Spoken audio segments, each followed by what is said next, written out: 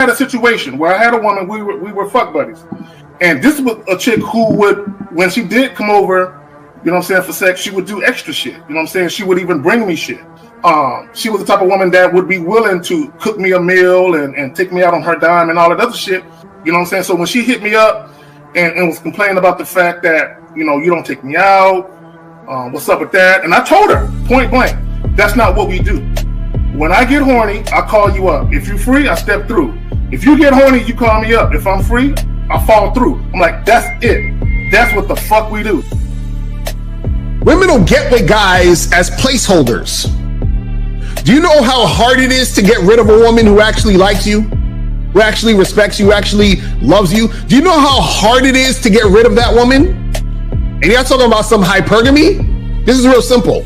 The reason why women treat you like shit, the reason why women got an attitude with you, the reason why women fucking diss you and disrespect you is because they never liked, loved, or respected you in the first place. Your whole story is cap, bro. Matter of fact, it's big cap. I'm gonna call you the Mad Hatter.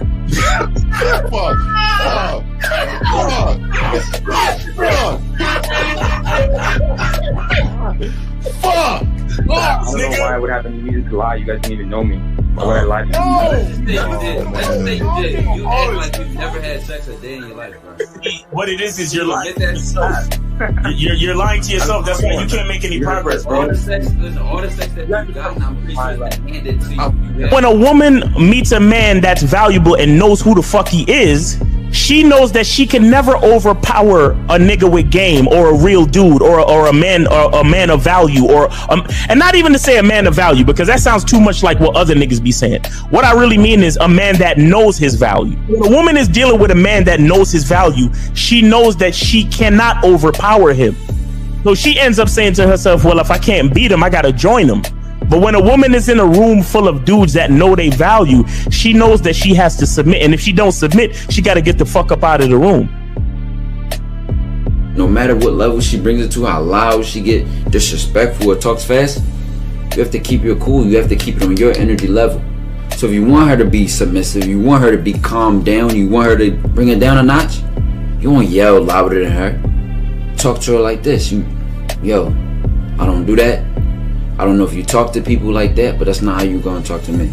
That's not what I do. And if you want to continue to do that, I will show you exactly where the door is. I will escort you out, tell you have a nice trip, and send your ass right to the gulag. You'll be gone. I don't tolerate that from people in my life.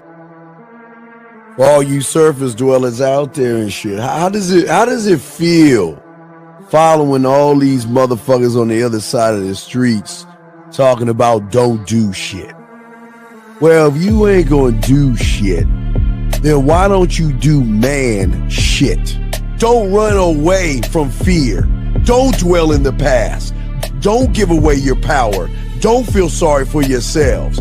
Don't make the same mistakes over and over again. Don't worry about what people think about you. Why don't you do some man don'ts if you're gonna do a don't anyway? Grass-eating lion. It's sad to see so many men suffer from bitch assness. And the women know there's such at an advantage with weak men. They try to shut me up. This is the part of being a man, is standing on your squares, understanding that nobody's going to move me. I move mountains. Nobody's going to move me off my square. They need to respect your word. There needs to be a shift in behavior when you get home. They need to understand what the deal is when you're around them. There's no such thing as compromise with men. Compromise. You should be fucking at the all truck day. stop. All day. These conversations are obviously too in depth. They're too in depth with these bitches, man. What are we talking about? You're a truck driver. Bitch, I come in every state and I fuck hoes. That's what I do. And you gonna be one of them, or I'm gonna find one that will. And the thing is, if she got an issue with you not having a place to stay, that means she ain't really feeling you. Respect to Scary Perry for the $5 super chat. He says, "Salute to the Real Game No Theory panel, best show on Sunday." I don't know what leaving pussy on the table means, because pussy's not valuable enough to be left on the table in the first place, in my opinion. Exactly. I'll have Christmas lights back there, and I'm fucking bitches under the light. The following program is rated MAN. It contains assertive men who are kings of their castles. Men who don't make excuses or blame women for everything that's going wrong in their lives. Men who don't make the game about women.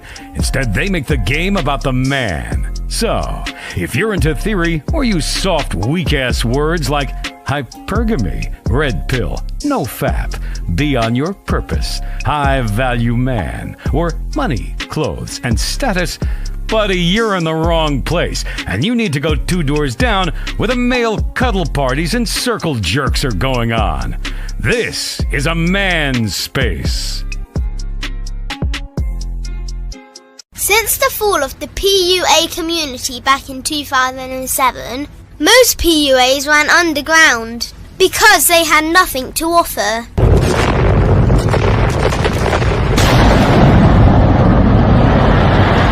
The content creator has become the hero today, dedicated to one single objective: to declaw and defang any person who listens. They decided to join forces to create a cult, and never giving those who listen a solution. It's all about clothes, cars and money, deception and manipulation, indirect game, going your own way. They talk pills and plates. They complain. They blame. Fake it till you make it. I just don't get it. A man doesn't need to lie to meet women. He just needs to learn how to spit flavour in her eyes and in her ears. Thanos broke down the game when he said, as long as there are those who remember what was, there will always be those who cannot accept what can be. Even in darkness, a man can find light. Sometimes the world doesn't need a group of fake heroes teaching lies. Sometimes the world needs a group of anti-heroes to bring balance, order, and truth to the game. It's time to summon the authentic players of the game.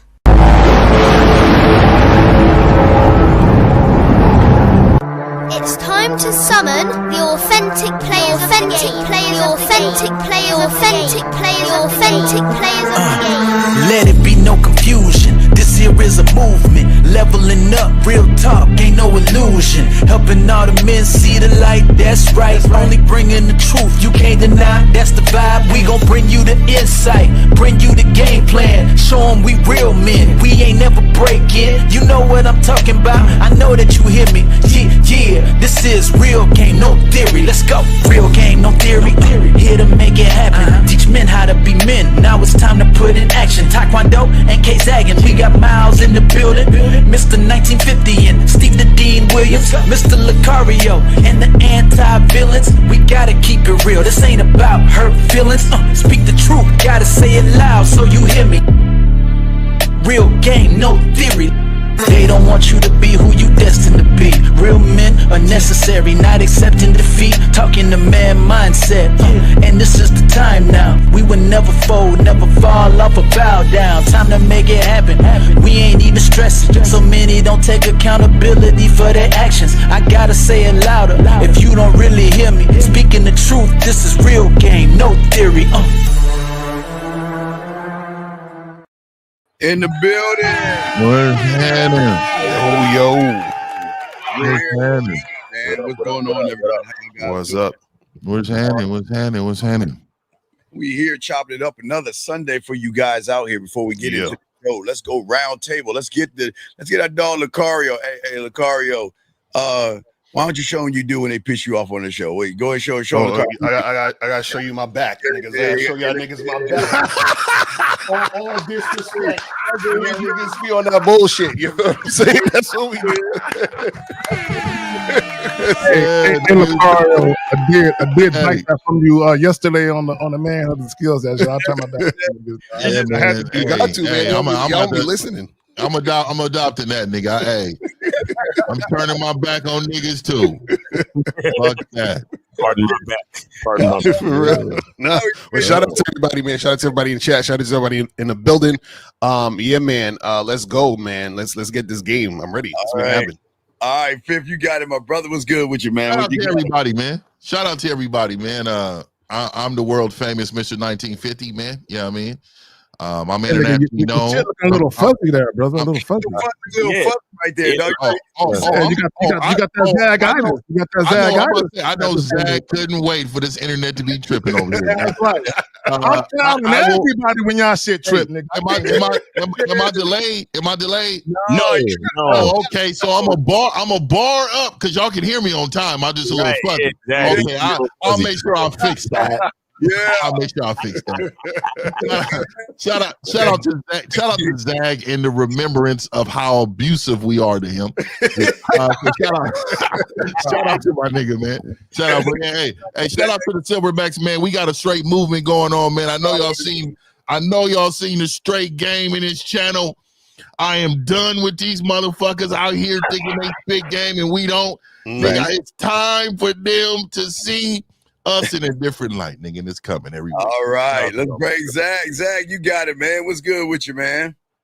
Yo, man, I'm just sipping on my coffee. Oh snap!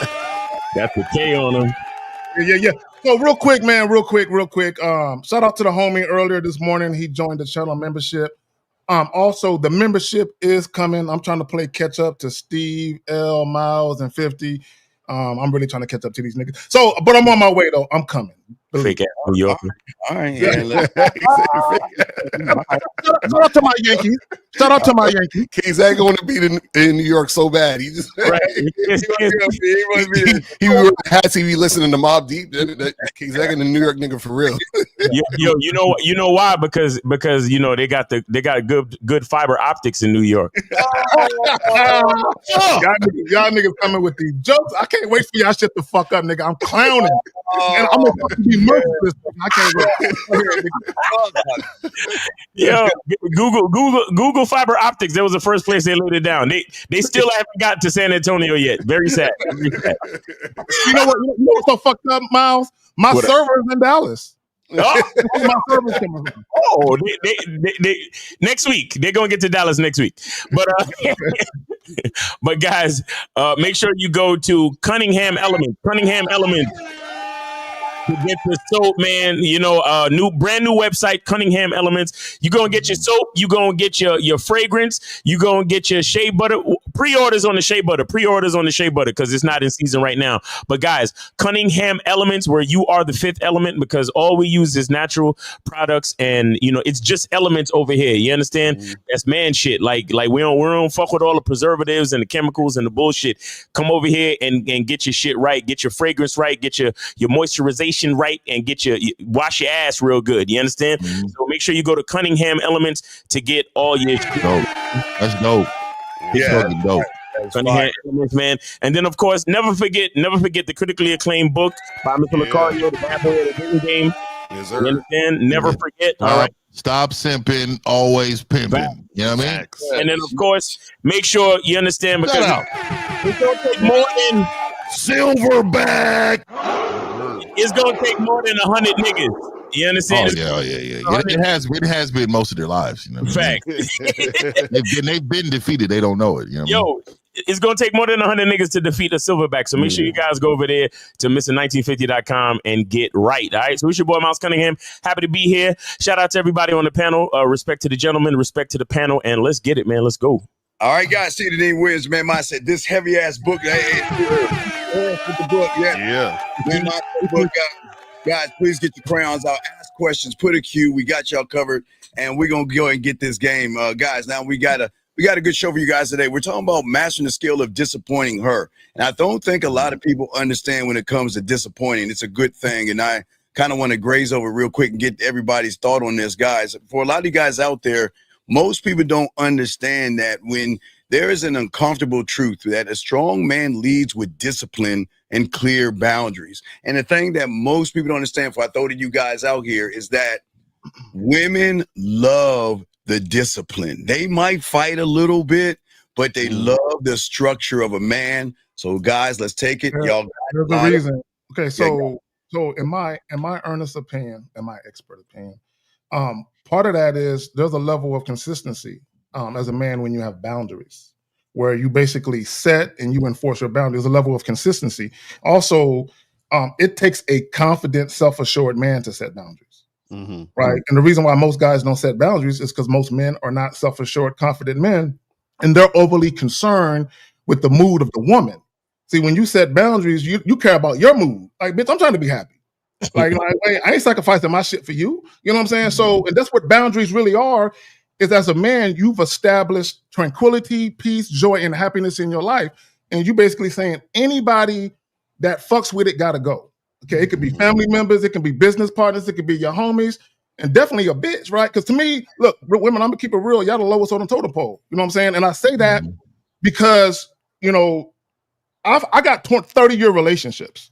30 year. I don't know no bitch for 30 years, nigga, but I got 30-year homies, you know what I'm saying? So I'm just saying, but y'all got it. I think this is where the whole idea of mystery comes in, right? And the whole idea of you know, people talking about, because like, for example, the last couple of shows, Lucario, we've had people leave the question, oh, well, should you be entertaining your woman or should you worry about being boring? Right. You understand? A lot of guys don't understand what it means to be mysterious and what it means to not be boring. What it really means is that you got boundaries. What it really means is that there are things that she's gonna have to adjust to. It's kind of like, I'm probably dating myself, but you guys remember the game Operation, where if you touch the sides, that shit buzzes, right? That's the fucking excitement of the relationship. You think the excitement of the relationship is a trip to Dubai? No, the excitement of the relationship is don't fucking make me mad or you might get fired. That's the excitement. Mystery. Oh, it's a mystery. What could I possibly do to piss my man off enough that he might fire my ass? That's the true mystery. That's the true excitement of a relationship. And it's because guys don't understand their value and their power that they think, oh, well, I got to entertain my woman. I can't be boring. No, if you got boundaries, you can never be boring because she's always on her toes. And she's always saying to herself, well, let me make sure I behave in a certain way as not to piss this man off. That's the roller coaster. The roller coaster is all the known. Right. That's the roller coaster. That's the roller coaster of emotion. Is the disappointment of being told no. Right. Well, real quick.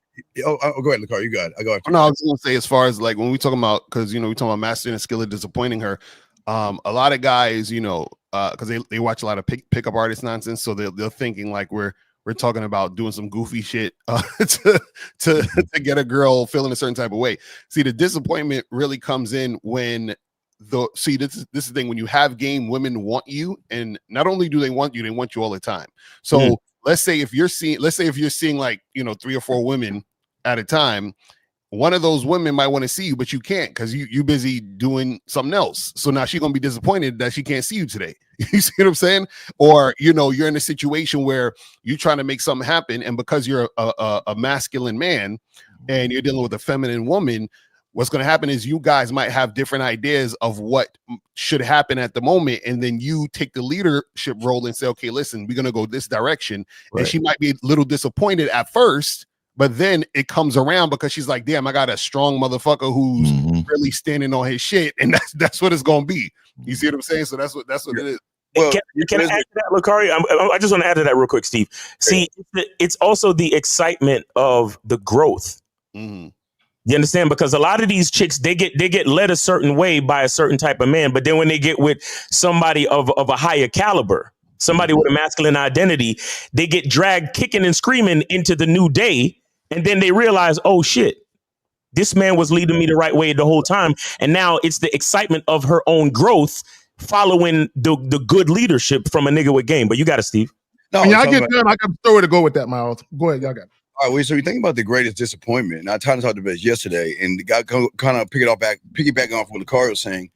The disappointment is her saying, well, I want to leave, but what reason is he giving me to leave? Well, let me get this straight.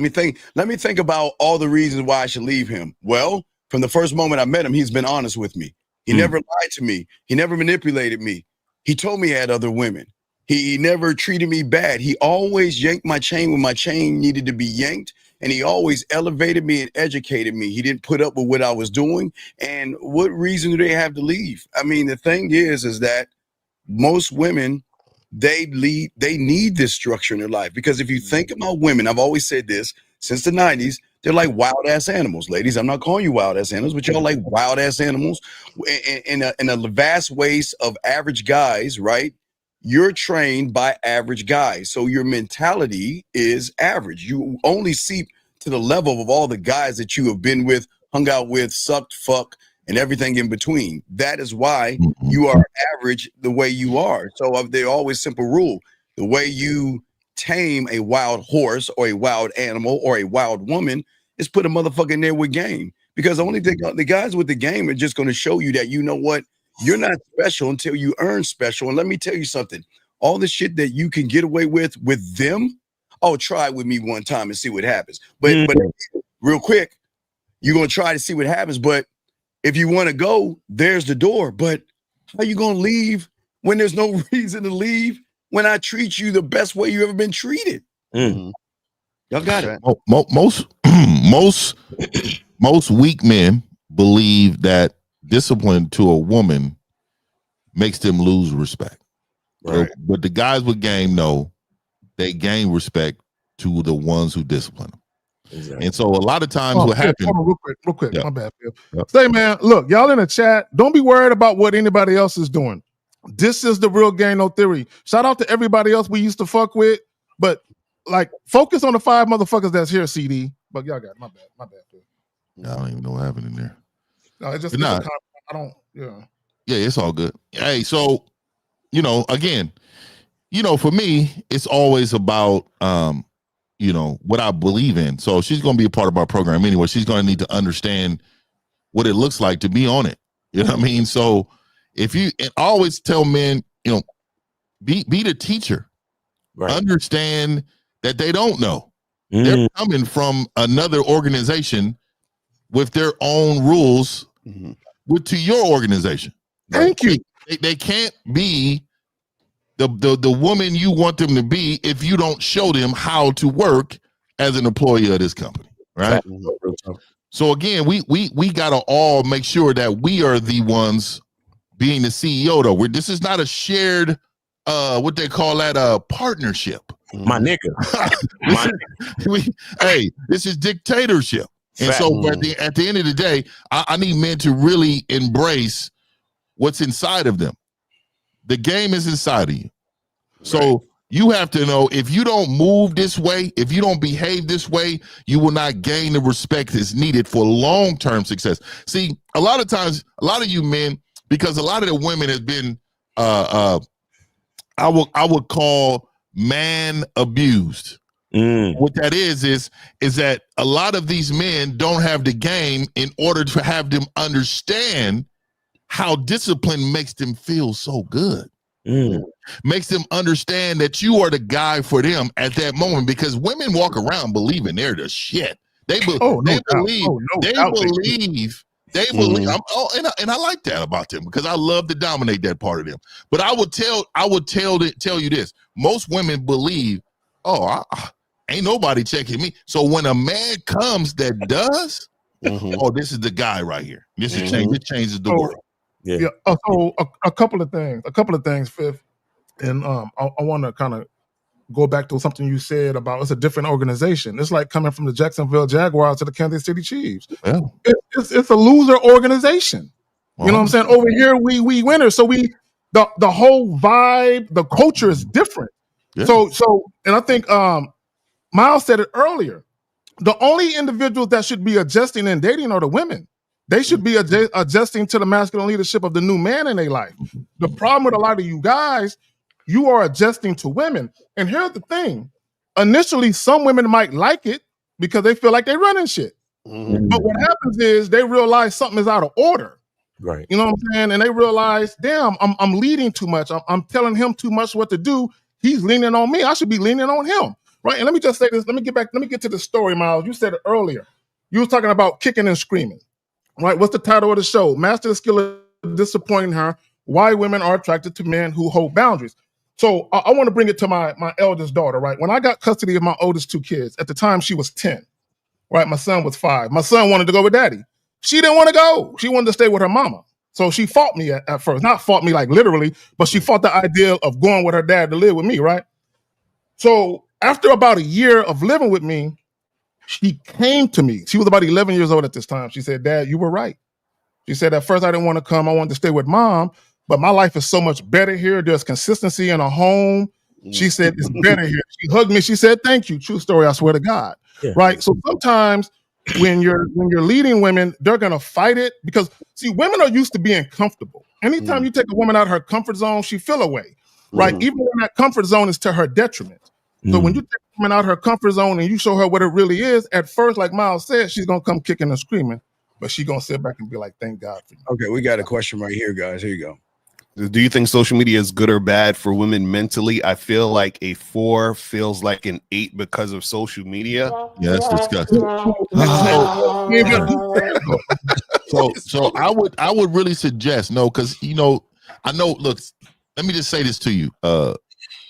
I'm going to say I really would challenge you to use your words right now and call in. And the reason why is because what you're saying is small to your biggest problem. Really what it is. Really what it is. And so there's a lot more that we can help you with. Just because I can read right, all of us on this panel read right through this. So we know there's a bigger problem. You should call in, and I think everybody should challenge him to call in because I will believe we can teach others by teaching you what the truth is. Yeah, I mean, if you look at what you're saying, and Fifth is right, you need to call in. There is a mental block and a mentality that you have that you are influenced by the media. These men on this panel, we are our own influence. I don't give a fuck what the media says. Listen. And I'm sure all the men. I'm influenced by the game. I'm influenced by the game. But go ahead, every day. But as I was saying to you, is that at the end of the day, is that I don't give a fuck what she does to the next man. She ain't doing that shit to me. So what does that have to do with you? So the fact that you feel like a 4 is like an 8, well, you don't even talk to women. Yeah, and if you look at yourself, and you got to look at yourself, and then be dead. And I'm not trying to be mean, young man, but look at your thumbnail. I'm not being mean. Look at what your thumbnail says about you and how you feel about yourself, and then look at how you feel about women. And that's why people saying call in. You got it, Zach. So a couple of things. Number one, I don't care that a woman thinks she's prettier than I think she is. This is my thing to all women. I don't care if she's 100 pounds or 1,000 pounds. If she believes she's pretty, good for her. I like that. I need that. And here's the thing, and I know where it comes from, and see, you guys telling yourself, shout out, Miles, your language exposes you. Yes, sir. So what it really is you guys are hitting on women that you think are below average looking. And you believe, because you believe they're below average looking, that they automatically have low self-esteem. You're hitting on these women thinking you can get them easily because they have low self-esteem. But what it really is, the reason why you're even hitting on them is because you have low self-esteem. And that's what it really is. A lot of you guys who hit on average looking women, you think you're better than them because you got your shit together. Right. That's crazy. When it comes to prettier women, you're like, oh, that bitch is too good for me. I got to do more to get her. But this bitch with 5 kids, this bitch better accept my fucking phone number. She's blessed that I'm talking to her. Exactly. And they expect the woman to bow down to them because they think, and this is how you know niggas ain't got game. They think that the girl they consider the 4 is going to be easier than the girl they consider the 8, 9, or 10. And this is what I always tell these guys. If that's the case, let me see you get them 4s then. You see what I'm saying? Like if it's easier to get the ugly or below average women, let me see you get them. Yeah, you should run the tables. Can't get them. You should run the tables on the 4s. All these niggas should have rosters of ugly bitches. Right. That's what I'm saying. You know, my thing is too is that, look, man, when you categorize women in this way, what you're saying is that you categorize yourself when it comes to other men. And so a lot of times what they do is they'll be like, oh, he get all the women, you know, because he looks this or he has this or he says this, and it's something, right? Yeah, it's something that, you know, when you categorize yourself, what you're saying, you're comparable to somebody. Nigga, I'm not comparable. That's what I'm saying. Nobody. So God broke them all when he made me. There's no one after. I remember we was talking about the football analogy. I remember my dad said a long time ago when we was talking about the Rams, when we was destroying them 16 years in a row, whatever. He was like, man, look, there's no such thing as a rival when you're not a winner. Mm-hmm. When you're a winner, there is no rival. Right. I'm always winning. So why would I compare myself to you and believe you're in competition with me when you're not competition to me? I'm my only competition because I'm a winner. I'm trying to be winning her.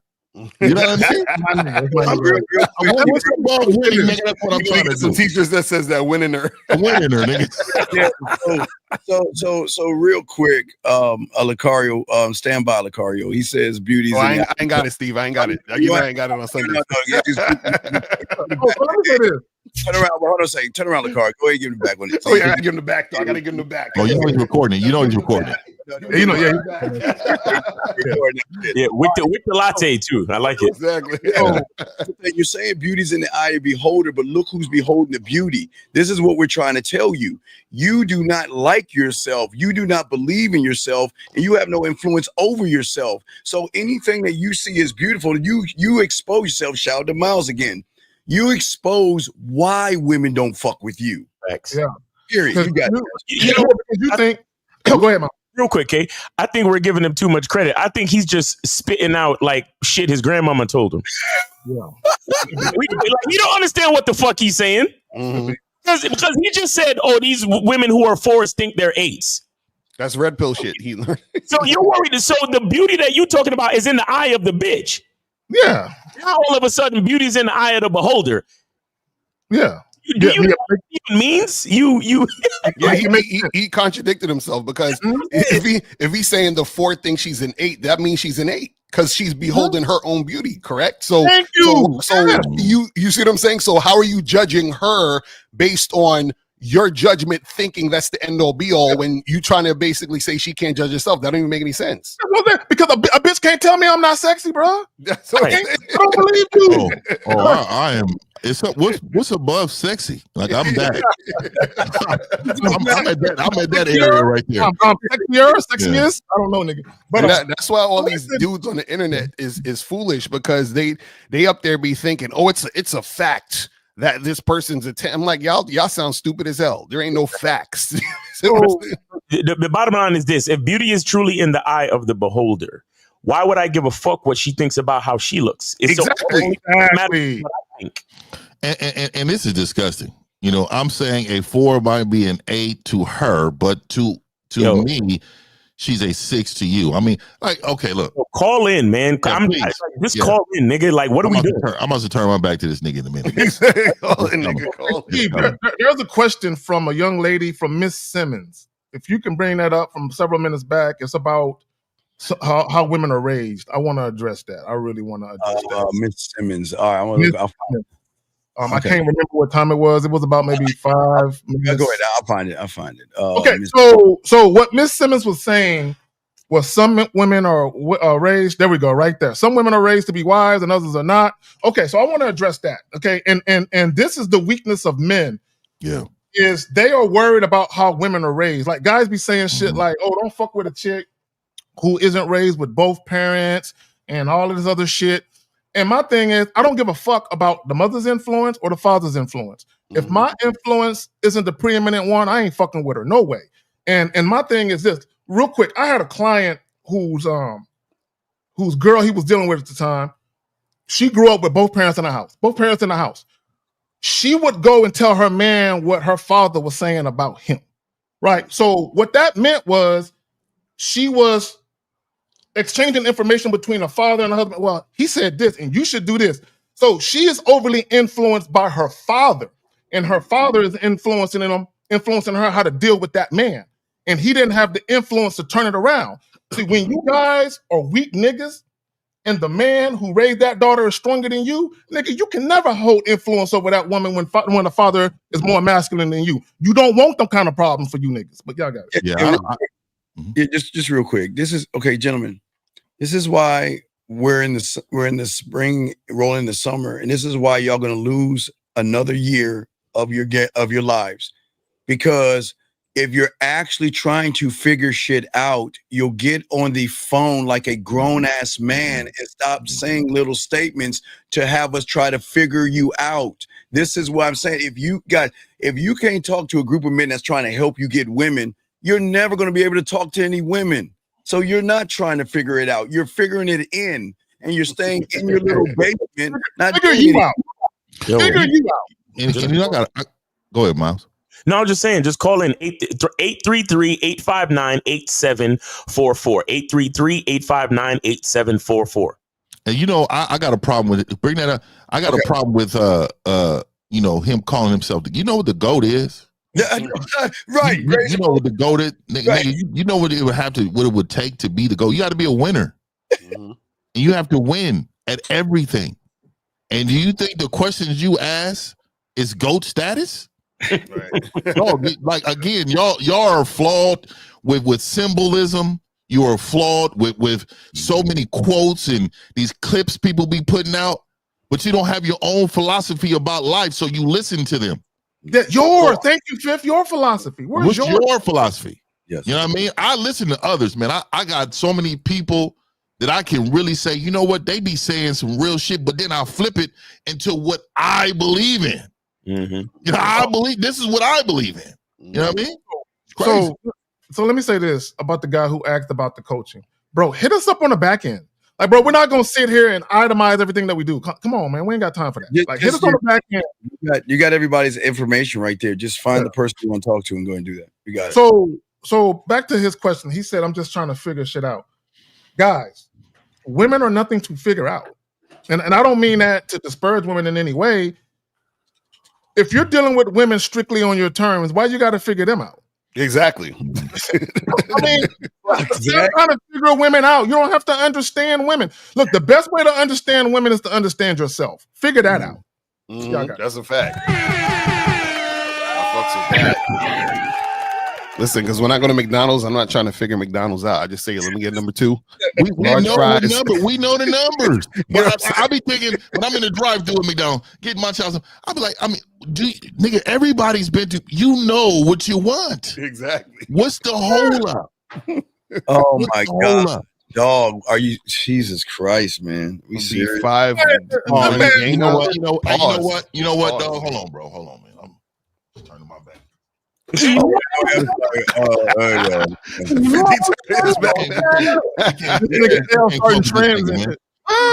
can't fuck with this nigga, man. We can't fuck with him. You know what? You know what he's saying right now is that I'm too vaginal. I'm too vaginal. I don't stand on no type of masculinity. I'm not a strong man. I can't protect my family. Going down this dark alley with my woman, they just gonna take advantage because I ain't gonna fight. Right. Fuck it. Let's go. Okay. So you know they call back in the day, they called him a scary cat. Yeah.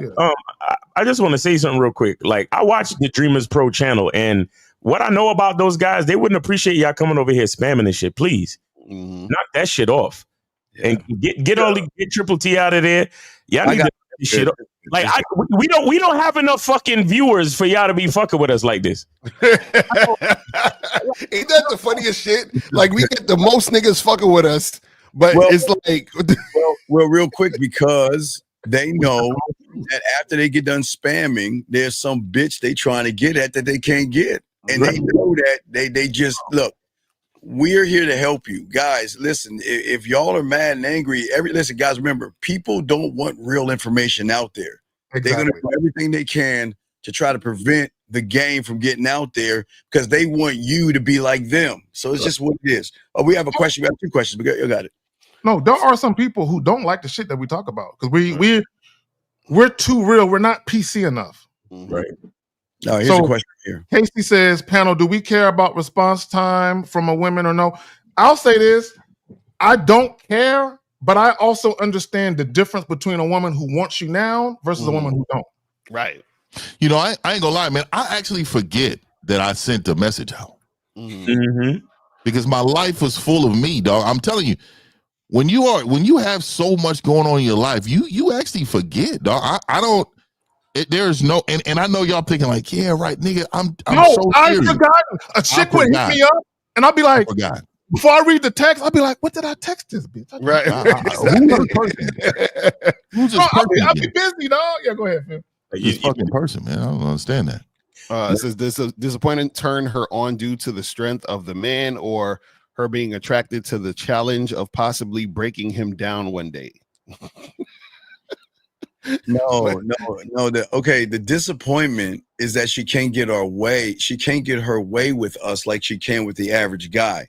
But it's not disappointment. It's a turn on, because when she can't, women are built to not get their way. They're turned on. But wait, we have a call. Let me stop right there. Let's grab a call. Area code 686. You're on the show. What's your name and what's your question? 868. I'm sorry, 868. Are you there, sir? Yeah. Good evening, guys. To the panel. Timothy from Trinidad. Okay, can you speak up into your mic and slow down a little bit, because you're from other country, so we just got to slow it down so we can hear you. What's your age and your name? Timothy from Trinidad. Okay, well, how old are you? 40. Okay. All right. I went to Trinidad and Tobago one time, and they eat a lot of chicken out there. But go ahead, what's up? Yeah, just cool. They ain't got no cows, bro. That's all that is. But go ahead. It's right here. It's from Trinidad. I got that one from Trinidad. Yeah, go ahead. What's up? Yeah, that's a fact. My question is, the problem I'm having right now is my girlfriend is accustomed to me, having other women at his side, and all of a sudden now she's jealous. What can I do to fix that problem? Wait, you have a girlfriend? What is she jealous of, caller? You said your girlfriend is jealous. What is she jealous of? Well, usually if I have if I bring across a friend, we'll always do a threesome. And for the past few weeks, I just ducking her the threesomes. Wait. Caller. Could you speak? Yes, speak like you're speaking like you're hiding in the closet. Like, you got to be clear and speak so we can understand what's going on. I'm laying on your stomach and sit up, fam. You're like, so I was like speak. Like, so you say you have a girlfriend. Hold on. So now let's get this clear. You have a girlfriend, and she knows you have sex with other women. Yes. Yes. Okay, and now you're saying that all of a sudden she's getting jealous? Yes. Okay, how long have you been with your girlfriend for? At least a year. How long? How long? Yeah, come on, fam. Exactly. No, not for at least 3 years. I know her for 3 years. She's my girlfriend for at least 1 year. Yo. Okay. Yo, caller, what the fuck is at least 1 year? Can you just tell us how long she been your girl, my nigga? Damn. Shit. Oh, 1 year. Thank you. So, caller, let me ask you a question, okay? Because this is very, very important. Okay, and let me just say this to all you guys that want to have these rosters of women and you want to have a main chick. It's quite natural for your woman to get a little territorial and jealous from time to time, okay? Now, my question to you is, are you being consistent with what you're doing? L, you got it. I know you want to talk to him. Oh, no. That's what I was definitely going. That's what I was used right on the money. I was going to ask you. No, I'm not. Okay, so then that's your problem, nigga. But usually we always do threesomes, and then recently I stopped doing threesomes. No, wait. Caller. Oh, I know what the problem is. No, I know what the problem is. I think I know what the problem is. Hold on, guys. Give me a second. Caller, correct me if I'm wrong. Did y'all have an arrangement? Because this sounds like that fucking Robin Thicke shit. Did y'all have an arrangement where you sleeping with chicks was contingent upon y'all sharing them? Yes. This is a lie. Yeah. Oh, don't lie. Wait, caller. LaCaro can't play the thing, and I'll make sure I got it. Miles got it. I got it. Well, yeah, you're lying, caller. Okay, let me tell you why you're lying. If you're getting all this pussy that you say you're getting, why do you give a fuck? Number one. So that's your first lie. Number two is that how is it that all of a sudden you are seeing all these women? How does she know that you're seeing other women? Did you? He was having threesomes with her and he stopped. No, but I think that's why she's upset, because she was used to that dynamic. I don't think there's another woman. I don't think there's another woman, because this doesn't make any sense. He's saying, okay, let me get it straight. Your girl is mad at you because you're seeing other women? No, Steve. No, she's not mad. She's mad because I'm not doing any more threesomes with her. Oh my, come on. So let me say, caller. So let me ask you this: is that what she verbatimly said? Because you said a word that just is broad statement. You said she's just jealous. So what is she saying to you that makes her jealous? I'm thinking that because no. Not I'm thinking. What did she say? What did she say? Like, what did she say? What she said was in our Trinidad terms is like, you're going back doing that stuff again. Okay, so caller, I'm gonna ask you a question. Did she expect for you to only have sex with women in front of her? Yes or no? I guess I gave her that impression. No, nigga, no. Yo, how come every time we answer a question, it's nothing definitive? It's I guess, sort of, maybe. We're asking you specific. So when you and her were having the threesomes, how did that occur? Did she get the woman or you got the woman? What was the arrangement? I got the woman. I got the woman. Okay. So you got the women, you were bring them back and y'all have a threesome, right? Yeah, usually at parties, yeah. Okay, how often would you do this?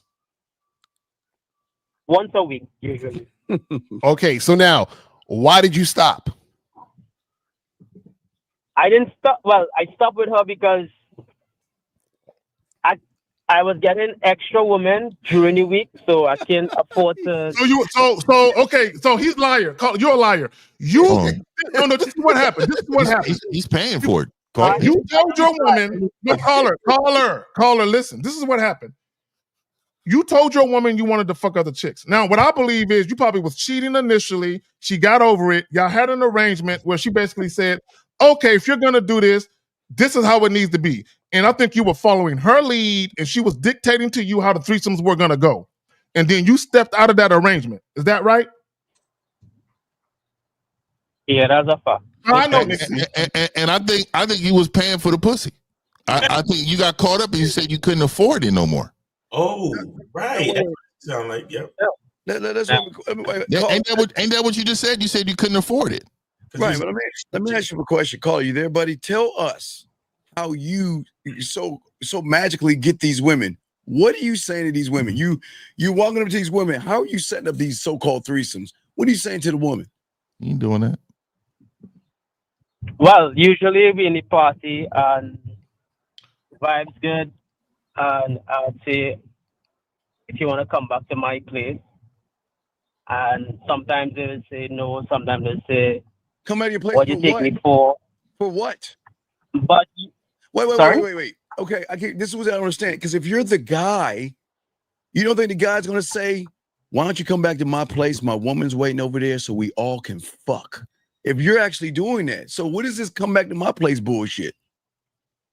Come back to your place and do what? I don't have a problem. I don't have a problem getting them back to my place. No. Tell us what you say, caller. Tell us what you say. You're at the party at the club. What do you say to the girl to get her back to your house to agree to have sex with you and your girl? Okay, so usually if I'm alone, it'll be a little manipulative. But if I'm with my girlfriend, what?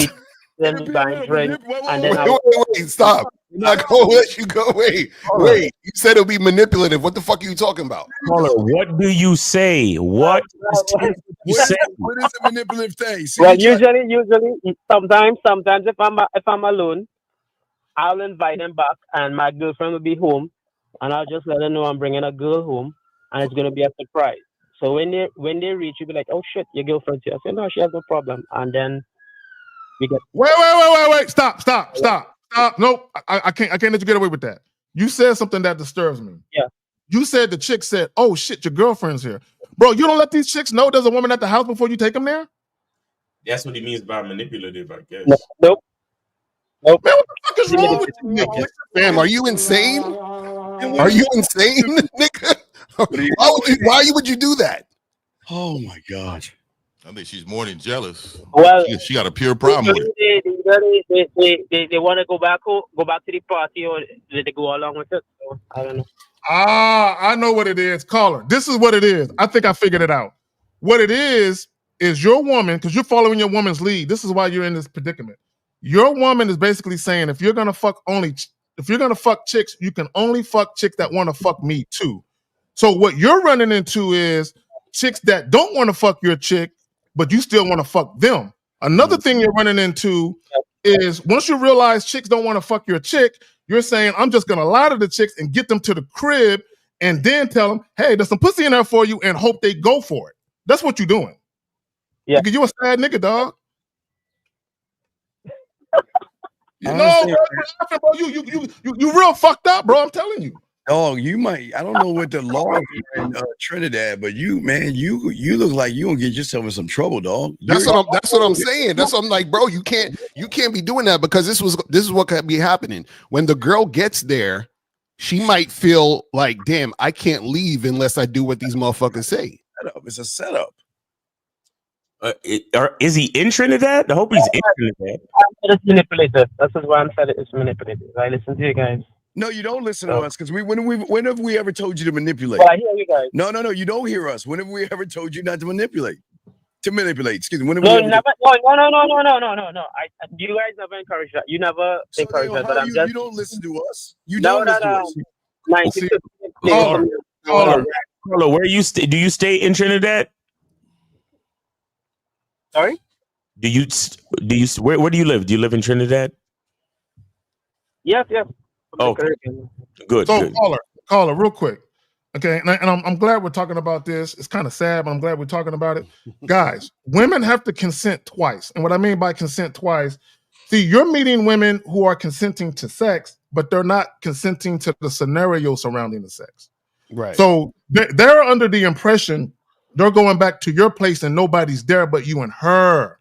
Mm-hmm. So whether you have roommates or a chick or you have to let women know what they're about to walk into so they can consent to that too. But he's afraid that if he's honest with the woman, he's going to lose the woman. I know exactly what it is. Yeah. Mm-hmm. So, Carl, let me ask. So, all right, guys. Thank you for the input. I understand. No, you don't. No, you don't. You don't. So you don't understand, and you have not fixed the problem. So right, you're gonna recycle that bullshit you've been doing. Problem now. I'm gonna fix the problem now. No, you can't. You can't. So what are you gonna do? Cannot fix the problem. Wait a second. You say you've been listening to us for how long? How long you been listening to us for? Any of us? What's the longest length? Since the pandemic, so that was like 2020. So like 4 years. All these years. This is why I keep saying 4 years and you're still the same motherfucker. Do y'all see that? You've been listening for 4 years and you're a lying, diabolical. You know why, Steve? You know why? You know why these guys don't change? Because they only listen to us to figure out how to get pussy. They never listen to us to actually know how to be a man and get pussy on their terms. This is why they struggle. That's fact. That's true. Yeah, I still don't. I call out. I still don't. I agree with you guys 100%. I agree with you 1950. Wait, caller, real quick. I just need to understand why now are you not fucking the girls with your girl? Because I understand the problem I put myself in, and listening to the program now, the topic that you have there, it opened my mind to understanding how I'm fucking up and being a manipulative motherfucker. So, thanks. You're calling. Yeah. You need. Oh man, you need coaching. Bad. Yes, this is crazy. If I was you, I'll get with L. So because he got the program. I would definitely get with L. Yeah, non-monogamous. This is crazy. Yeah, I think you need to get with a lawyer. That's what you need. You need to get a lawyer and let your lawyer know. Hey, look, I'm gonna pay right now because and also a priest to confess your sins, nigga. Yeah, tricking women to come back to your crib and there's a whole naked bitch in the other bedroom, nigga. You foul for that. But y'all got your internet is tripping, Zach. He said you sound like Dark Vader over there. No. I took myself on screen on purpose. I'm doing something. Nah, you're not. Nah, nigga. Nah. But y'all dudes gotta stop doing this manipulative shit, because that manipulative shit can get y'all into a lot of trouble. So, man. yeah, He lives out there in Trinidad. And especially out there. You mess up once, nigga, they cut your whole arm, legs, and everything else off, nigga. Yeah, I ain't trying to time. You took 2 pieces of paper and you wasn't supposed to cut his arm off. Motherfucker running down the street with machetes in their hand, dog. No, there's no chance. There's no chances out there, nigga. They're cracking all kinds of coconuts, nigga. You can't say there's no such thing as I'm sorry out there, nigga. It's no such thing, nigga. You fucked up. I can't believe that nigga brought chicks back to his crib and his girl in the living room. Guys do that.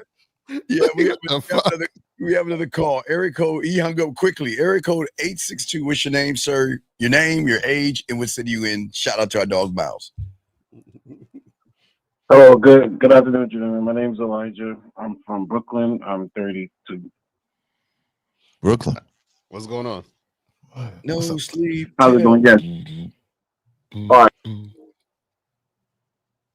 What's up? I'm trying to understand what is the cause of my hesitation when it comes to initiating sex with women. You're scared. Oh my God! I just diagnosed you. You're scared. So let me ask you something, caller. And I've been wanting to ask a caller this for a while. I've been thinking about it. So let's put yourself back in the caveman age. Do you think that you have a problem initiating sex with a woman? Absolutely not. Why? It would be indigenous, meaning like it would be a part of my DNA. So let me what's fucking changed? That's what I'm talking about. What's changed? It's in your DNA now. Yep. Yep. It's still there.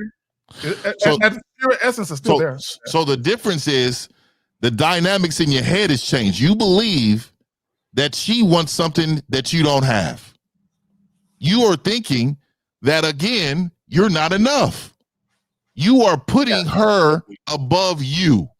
And when you do that, what happens is that you self-control yourself. You say, you know what? I can't do it because this woman, she's going to reject me. Have you ever heard the saying, the invisible woman does not matter?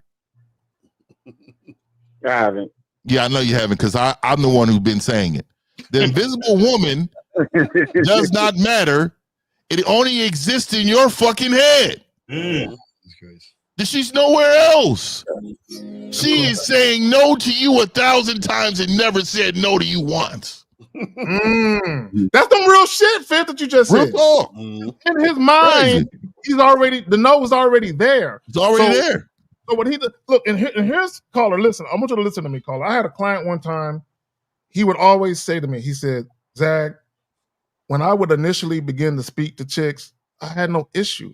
He said, the moment I got ready to close the deal or to get the woman's number or to offer a date, he said, my voice would crack. He said, women would notice my voice crack. Right? So basically he would do like most of y'all guys do, nonchalant, indirect, very passive, and he was very comfortable in that realm like most of you guys. But the moment he was called to action and he had to make a move to make something happen, the fear of the response from the woman made his voice crack. Because he was anticipating hearing. You said what? That's me. I'm passive. Like all y'all, 99% of y'all motherfuckers are passive. But go ahead. Caller, let me ask you a question. Why should she fuck you? No, wait. Yeah. I mean, yeah.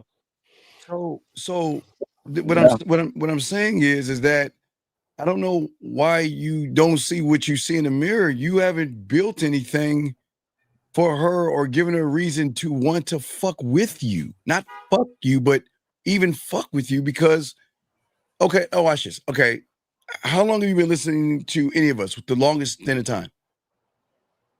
Off and on, about a year. Okay, off and on, strike one. But who have you listened to for a year? Mr. Lucario. I've read a few of his books. Okay, good. I'm glad you read. Okay, but when did you get coaching from Lucario? You can go to shop.mrlucario.com. Talk to Lucario in April at your convenience. But that was but anyway. So why haven't you got coaching from Mr. Lucario? I haven't. No. I don't know why. No. I guess I feel. Understand about you humans. I do not understand how you guys say, well, I don't know how to do this. But every time you hear all of us talk, if you need help, get with us on the back end. No Diddy, hit us up for coaching. You've heard us all say that. So what's the excuse? I have no excuse, sir. So wait, so caller, how old are you again? You said I'm 32. 32. So how many women have you had sex with in your life? 6. 6. Okay, so what did you do to have sex with those women? Pretty much, they kind of picked me, I guess. You know, what do you mean? You were just chilling there? They for me to just. How? Give me an example.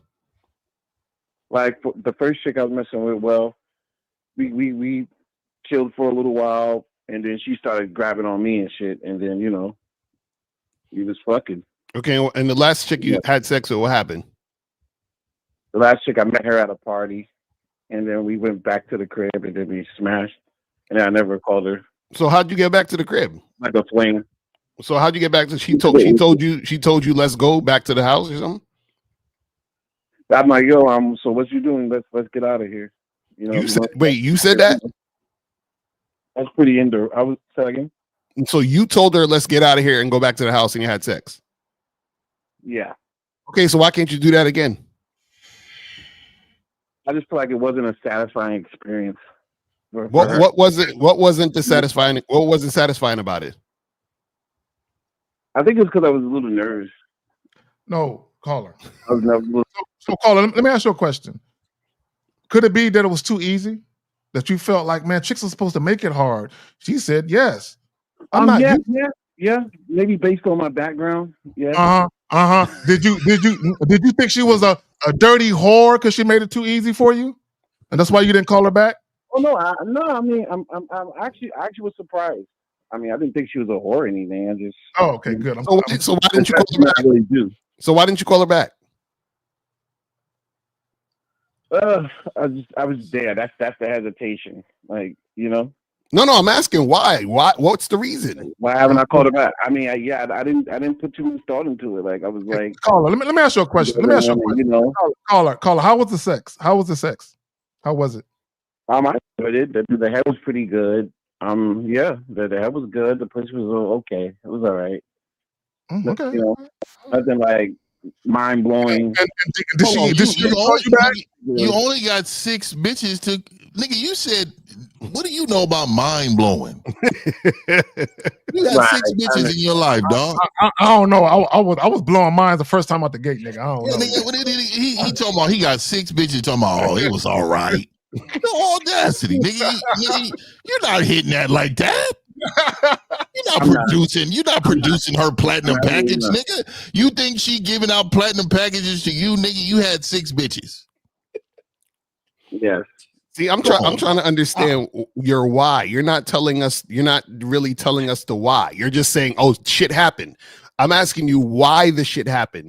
After you had sex with that woman, why didn't you hit her back up? And also, when you told that woman to come back to your place and you had sex, why didn't you do that same thing to other women? Exactly the same thing. Well, what was the first question? The first question is, why didn't you call that girl back? I guess, like, you know, it was a fling. You know what I mean? Like, I hate when you guys say I get it. You know? Caller, listen, brother, listen real quick. And I want all you men to listen. You're a man. We don't do shit.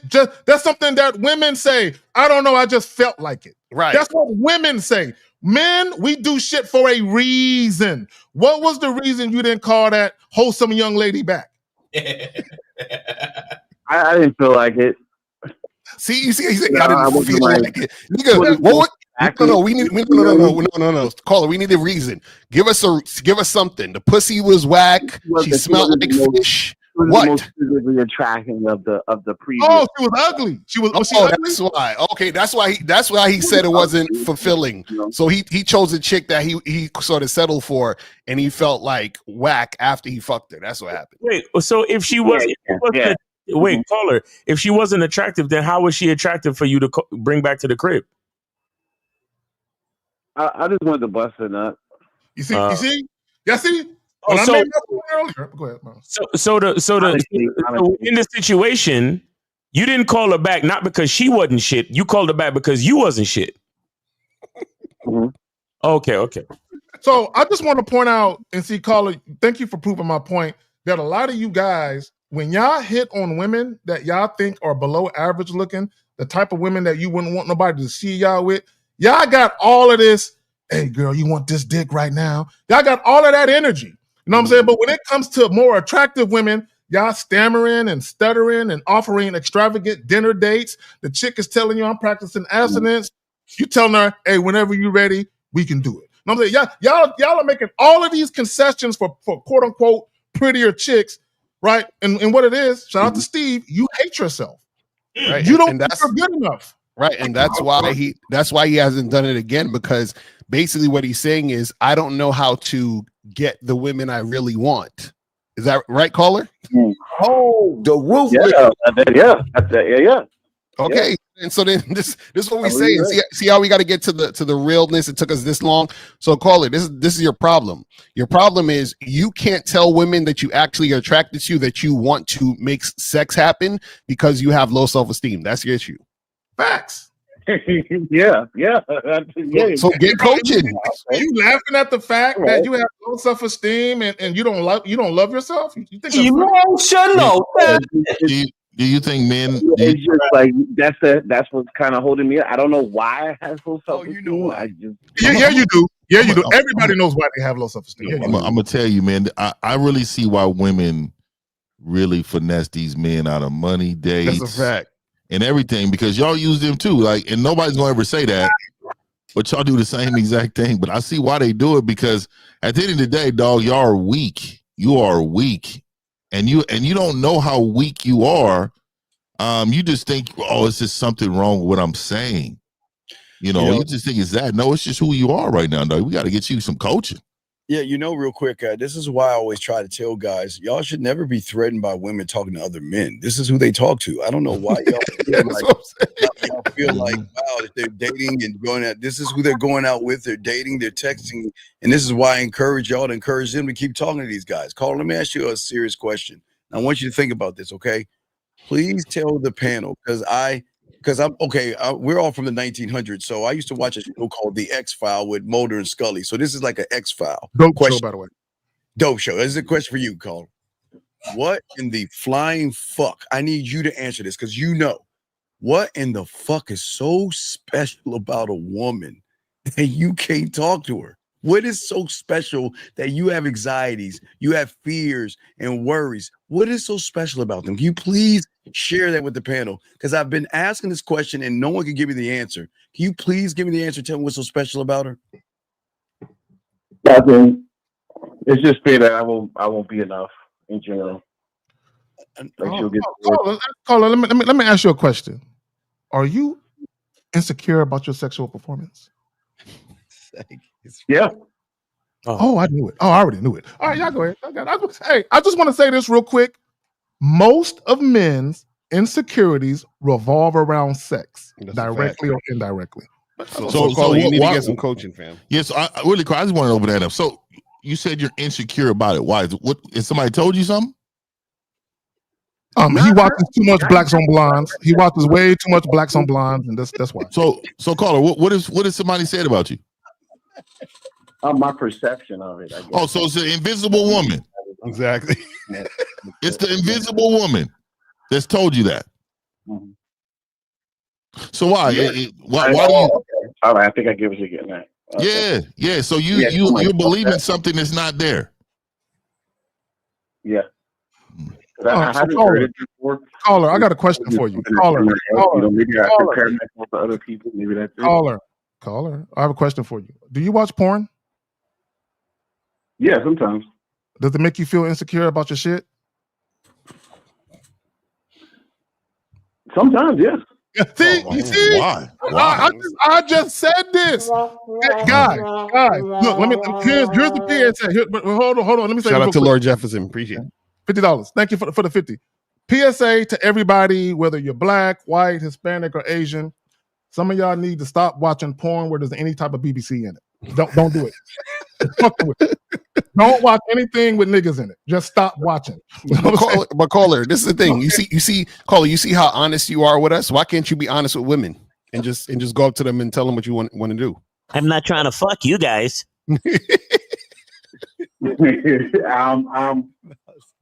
Yeah,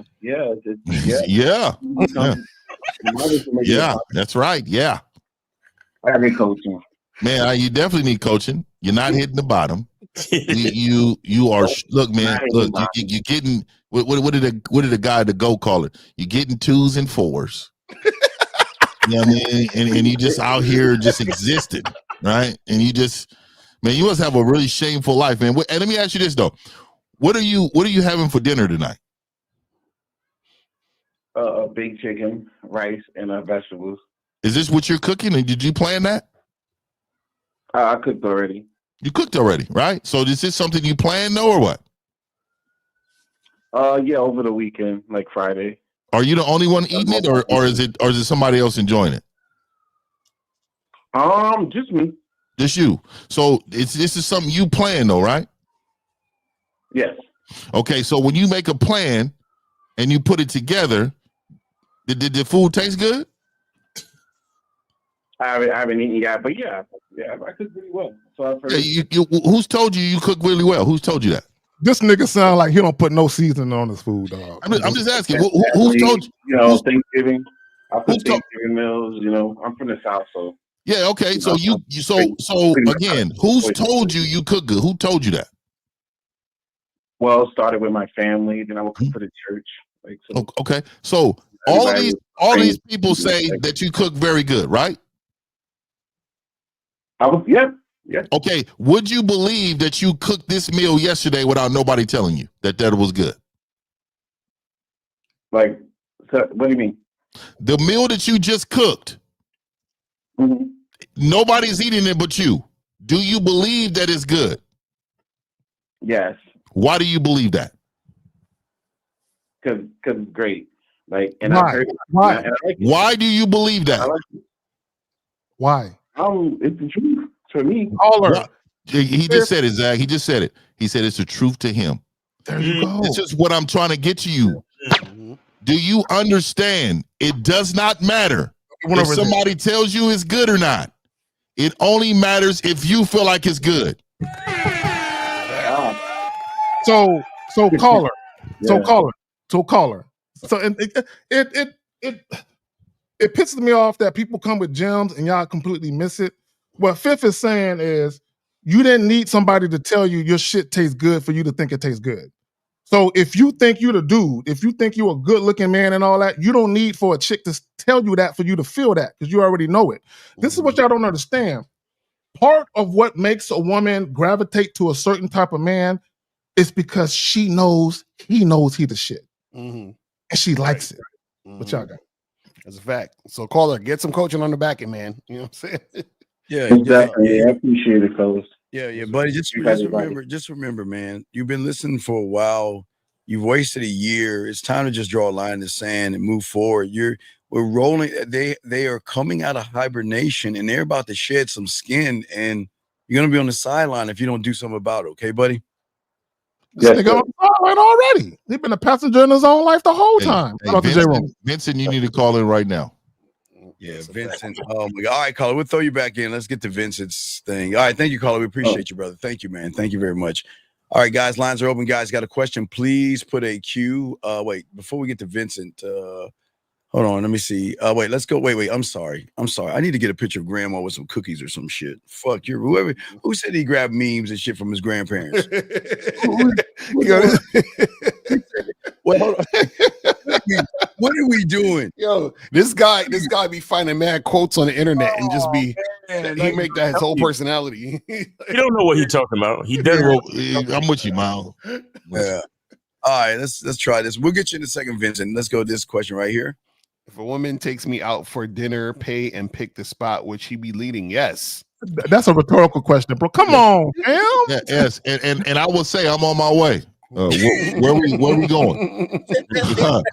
Oh yeah. They got steak on the menu. Oh yeah. I'm on my way. So you niggas are not you niggas are not around genuine bitches. You guys are not generous. Here's the problem. You don't understand that. Like, I'm on my way. There's a bigger problem. Stop making up questions in your head that you know you're not a part of. I don't know why you don't make up these far-fetched questions. You know, if a woman brings her girlfriend in, if a woman like pulls her titty out of her shirt, y'all make up all these weird questions that have nothing to do with you. What does it matter?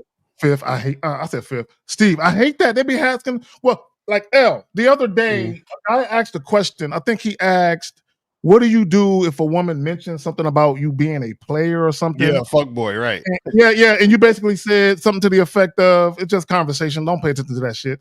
Because the woman already knows. That's why she's even mentioning it. Right. And then the guy, he doubled down and said, no, what do you say? As if he's the type of nigga where chicks are going to ask, so are you a player?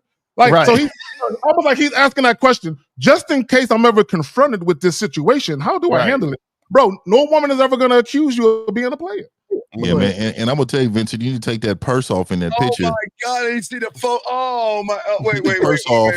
Lucario, real quick. Go ahead. I got to give him my back. Give him my back. What do we? Wait a second, Vincent. Nigga, that's his pocketbook in there too, nigga. He got the pocketbook where he keep chains with the zipper in it. Vincent, why? Okay, look, the only one I tried to explain this the other day, guys. Indiana Jones had a satchel because he put diamonds and artifacts in it, and he had a gun in there too, dog. So go ahead. It was never a purse; it was a satchel. And matter of fact, the shit came really up under his arm. I look like wait. Why do you have a purse on, Vincent? Vincent, please tell me why. I mean, we're not being mean, Vincent. That's why you're scared of bitches. You're mirroring them. What do we do? When that nigga walked, that shit, it bounced off his hip and shit when he walked. It just bounced off his hip. No, I ain't got no hips, nigga. I got a waist. Fuck that. Fuck that. I don't know why niggas be saying, my hip is hurting, nigga. What? Hips is for bitches. I have a waist, nigga. That's why I said hip. That's why I said it bounced off his hip and shit. That's why he said that. I ain't got no weight. I got no weight. I got a fucking waist, nigga. I ain't got no hips, nigga. Yo, Vincent, call in, man. Hips hurt. Crazy. What you mean, nigga? Your hips hurt. Oh, nigga, I got to get hip replacement. What you mean? Waist replacement, nigga? Yeah. Vincent, can you please answer that question, he said it's not a purse. It hold my gun. Nigga, you ain't got no gun. Well, you know what? You know what? Hey, you need to call in immediately because you know why, dog? When niggas is scared of women and rejection, you really out here scared of life, nigga. You need to call in immediately, dog. Carrying a gun. He hold his gun with the pinky out. That's what he was doing. Yeah, for real.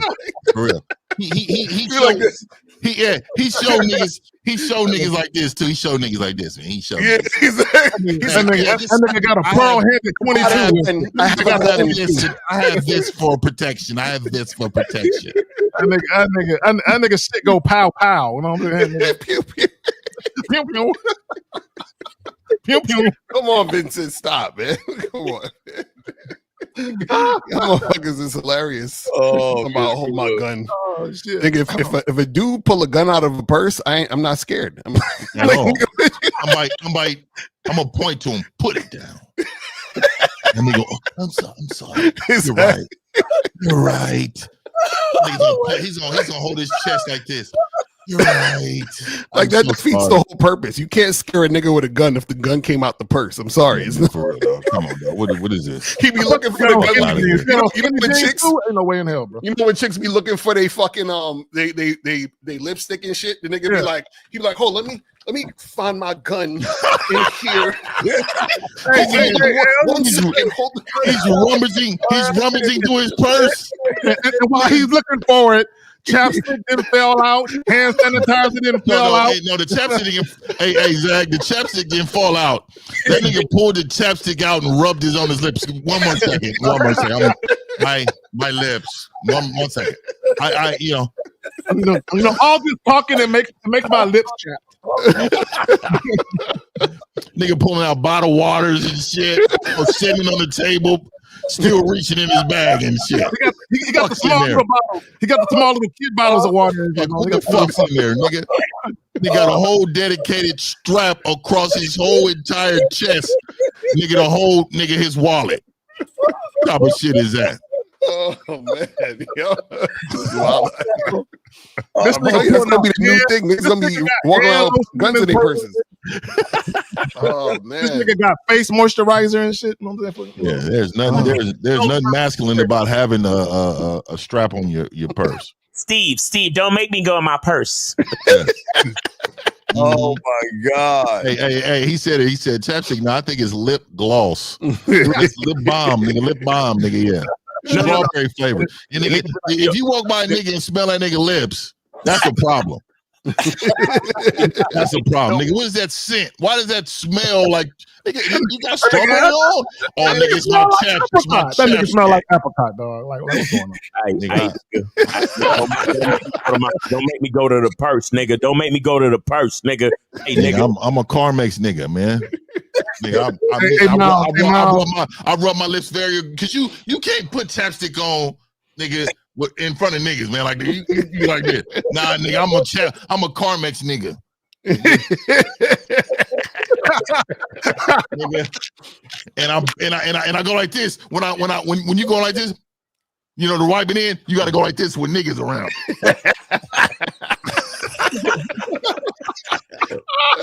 You better not do that in front of no nigga. You better not be doing it. Fuck nigga. Fuck nigga. Niggas be like this with their finger and make sure it's evenly spread and shit. Hey, that pinky out with the pinky out. I gotta evenly spread it around. What the fuck is these niggas doing, man? Oh, it's some real codes being broken daily basis, nigga. Daily basis, nigga. You gotta watch nigga with flavor. When nigga, you hear niggas. I see grown men walking out of Bath and Beyond. What is that? Grown niggas walking out with suitcases full of Bath and Beyond lotion, nigga. So you out here smelling like vanilla, coconut, and strawberry, huh, nigga? You want to be like, oh man, you smell. Smell like kiwi extract, like strawberry. Oh, all right. Vanilla, you smell like coconut, nigga. All right, the dog, that dog TV says, have any of you ever done infield coaching, like where you take one of your students and talk to women, or is it more of a PUA? It's called the Game Kings, nigga. They did it in Vegas. In Vegas, right. Yes, exactly. Right. We did that in Vegas. We did that in Vegas. Yep. Yeah, you guys gotta pay for that, but we don't call that infield shit. You know what I'm saying? It wasn't infield, and it wasn't pickup artistry. It was just going out and meeting. Right. It was working on social skill in a real way. Mm-hmm. That was a MP event in Vegas. So yes, sir. Yeah. So guys, call up 833-859-8744, 833-859-8744. Call up or put a Q in the chat and ask a question. So back to the title. Why women are attracted to men who hold boundaries, mastering the skill of disappointing her. And my thing is this is my belief. I think women have like a love-hate relationship with masculinity in the sense that, one, they know they need it. But two, I think they're so used to niggas being flexible. When they deal with a man who isn't, I think they love it like a motherfucker at first, but then they settle into, you know, the realization that this is my new normal. I'm not dealing with an inconsistent man. I'm not dealing with a man who is not reliable and who doesn't stand on shit. I'm actually dealing with a man who means what he say and he does what he say he gonna do. So I think for some women, although they welcome it like a motherfucker, I think for some women it takes them getting used to because they have old ass habits that nigga got to kill off and shit. Right. Mm-hmm. No, that's real shit. And I think you have guys who are trying their best not to disappoint a woman. They're like, oh, what can I do to make you feel better? And like they're so overly concerned about, you know, what the chick is feeling. So it says, is it bad if I'm 26 and a virgin? I feel behind and it kills my self-esteem. I feel inferior to everyone. Oh my God. TJ, you need to call up, fam. That's like being being a 26-year-old virgin is not bad, but feeling inferior to everyone else, that's the bad part. Exactly. Right. Let me say this about sex, guys. Guys, stop feeling like part of being a man is having sex. Like, oh, my manhood is tied to fucking. Stop. Right. Because there's little kids out here fucking. So that ain't got nothing to do with being no fucking man. That's one. And I think I think you're looking at it wrong. I think you're looking at society standards for you, and you're not looking at your own, man. You definitely need some coaching, man. And to be honest with you, man, I want to know why you're a virgin if you actually want to have sex. Yeah. That's if you don't want to be a virgin, why are you? Yeah. That's a huge. If you want to be a virgin, there's nothing wrong with being a virgin. But I wouldn't wear that on your sleeve either. Like, that's not I'm a virgin, so man, that's something that's going on. This nigga then superimpose his face on Tupac's picture. Y'all niggas is funny. Y'all niggas is hilarious. Did he do that for real? I don't like a screen name. That shit's weird. The way you put be somebody else like that. Oh yeah, you're right. I didn't even notice that. Doing my thing. That's what it means right there. Right. They stick their tongue out. Doing my thing. Why he's putting lip gloss and shit. Yeah. You're a lip gloss nigga. It's 3 weeks too fast to get into a relationship.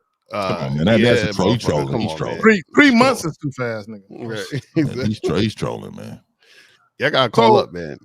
So again, why women are attracted to men who hold boundaries. And I said this is what guys got to understand. Men who are extremely confident, men who basically command respect, these things are foreign to most women, because women typically don't run into men who possess certain traits, guys. And if y'all pay attention to the callers, all these guys have something in common. They're afraid. Okay, none of them like who they are. For the most part, they don't like who they are, and in some cases, they flat out don't know who they are, right?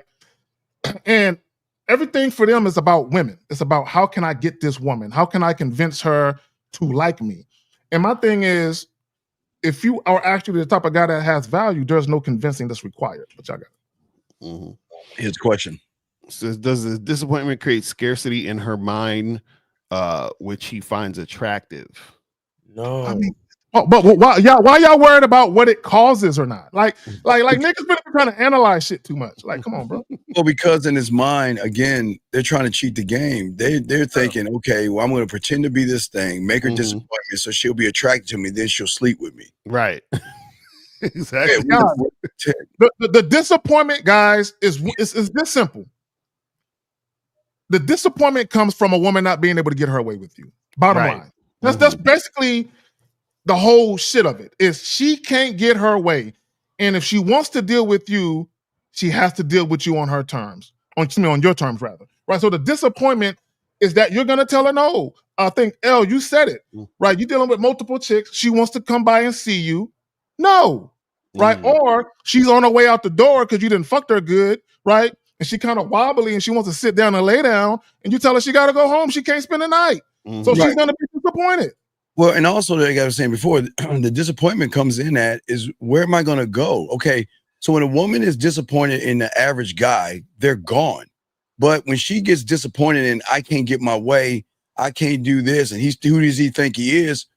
Where do you go? I mean, again, how does she leave the person? And I think a great man named Mr. Lucario, some in ABDC or some long time ago, many moons ago, on top of a mountain, he was talking about how hard it is to get rid of a woman. The disappointment is, I want to leave, but there's no, he's not giving me a reason to leave. I want to go. I want to give me a reason why, and they get disappointed at the fact that there's no answer to leaving. No, that's real shit. And so a lot of you guys got to get out of the the mindset of, because this is what y'all do. Like Steve was saying, is like, y'all want to figure things out to try to fuck women. So you'll say, oh, so this is what this means. Okay, so I'll try that and then see if she'll fuck me. That's not the point of what we're talking about. You see what I'm saying? Everything we're talking about is coming from the standpoint of you being a man, you doing things on your terms, and then as a result, that's what makes you attractive. You see what I'm saying? Does the act of talking to a woman include talking at her or what? And I've seen his name before. So what, guys, y'all ask these questions like y'all are fucking new here. Nigga, I seen your name before. You know the difference between when Steve and L talk about talking to a woman versus talking at? Right. What is he talking about? Like, that's what I'm saying, bro. These niggas. Call in. Guys, call in 833-859-8744. Please don't wait till the end of the show because ain't nobody sticking around for that. Call in now. Call in now. We got about 20 minutes left. Make sure you guys call in 833-859-8744. Go ahead and call in, guys. It's a free call, by the way. Right. It's a free call. So all of y'all freeloading ass niggas, y'all have no fucking excuses. It's a free call. Y'all have to donate. It's free. Yeah, man, look, guys, we ask your question. Can y'all ask a real grown man? Like, I really want to know this type of question because it can help me question. K, you what did you just say? That too much? Yes. Oh, the grown man part of it? My bad. All right. You telling them to ask a grown man question. If there was actually grown men, they wouldn't need us.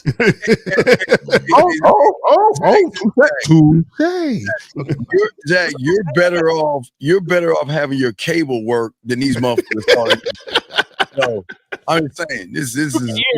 I did kind of walk into that one, Steve. I did walk into that one. Let's see, you got another taking care of the delay. Then it said, Miles, being raised in a feminine dominated environment, could my feminine traits be clashing with women's natural nature, affecting my relationships? Are my behaviors competing with the women I date? That's a fact. That's a fact. Call the fuck in, bro. Let's call in because he asked questions yesterday on a manhood skill set joint. Oh yeah, bro. Call. That's two shows you could have called in on. And yeah, Thado, you need coaching and you need somebody to walk you through all of that feminine bullshit, like and so you can recognize it and realize where you can make some improvements. That's a fact. And let me say this: everything is a choice. Life is a series of choices. I don't give a fuck if you was raised by nuns, if you grew up on the street, if you didn't have your mom or you guys. When things are happening to you, there are certain times when things don't feel right. Like, I don't like this feeling. I don't like that, right? The problem with you guys is y'all don't abruptly say, that shit ain't gonna happen no more. I don't give a fuck if it's the right thing or the wrong thing. I don't fucking like it, right? So you guys, because quote unquote society or your female dominated upbringing, well, they said, bro, if someone says something that goes against my intuition, fuck what they said. I'm going with my intuition. Facts. That's and that's what I wanted to talk about a little bit earlier because I think Kay, you was talking about it when you mentioned bringing a woman kicking and screaming, right? And she will kick and she will scream and she will try to take you off your game. She will try to make you change your mind.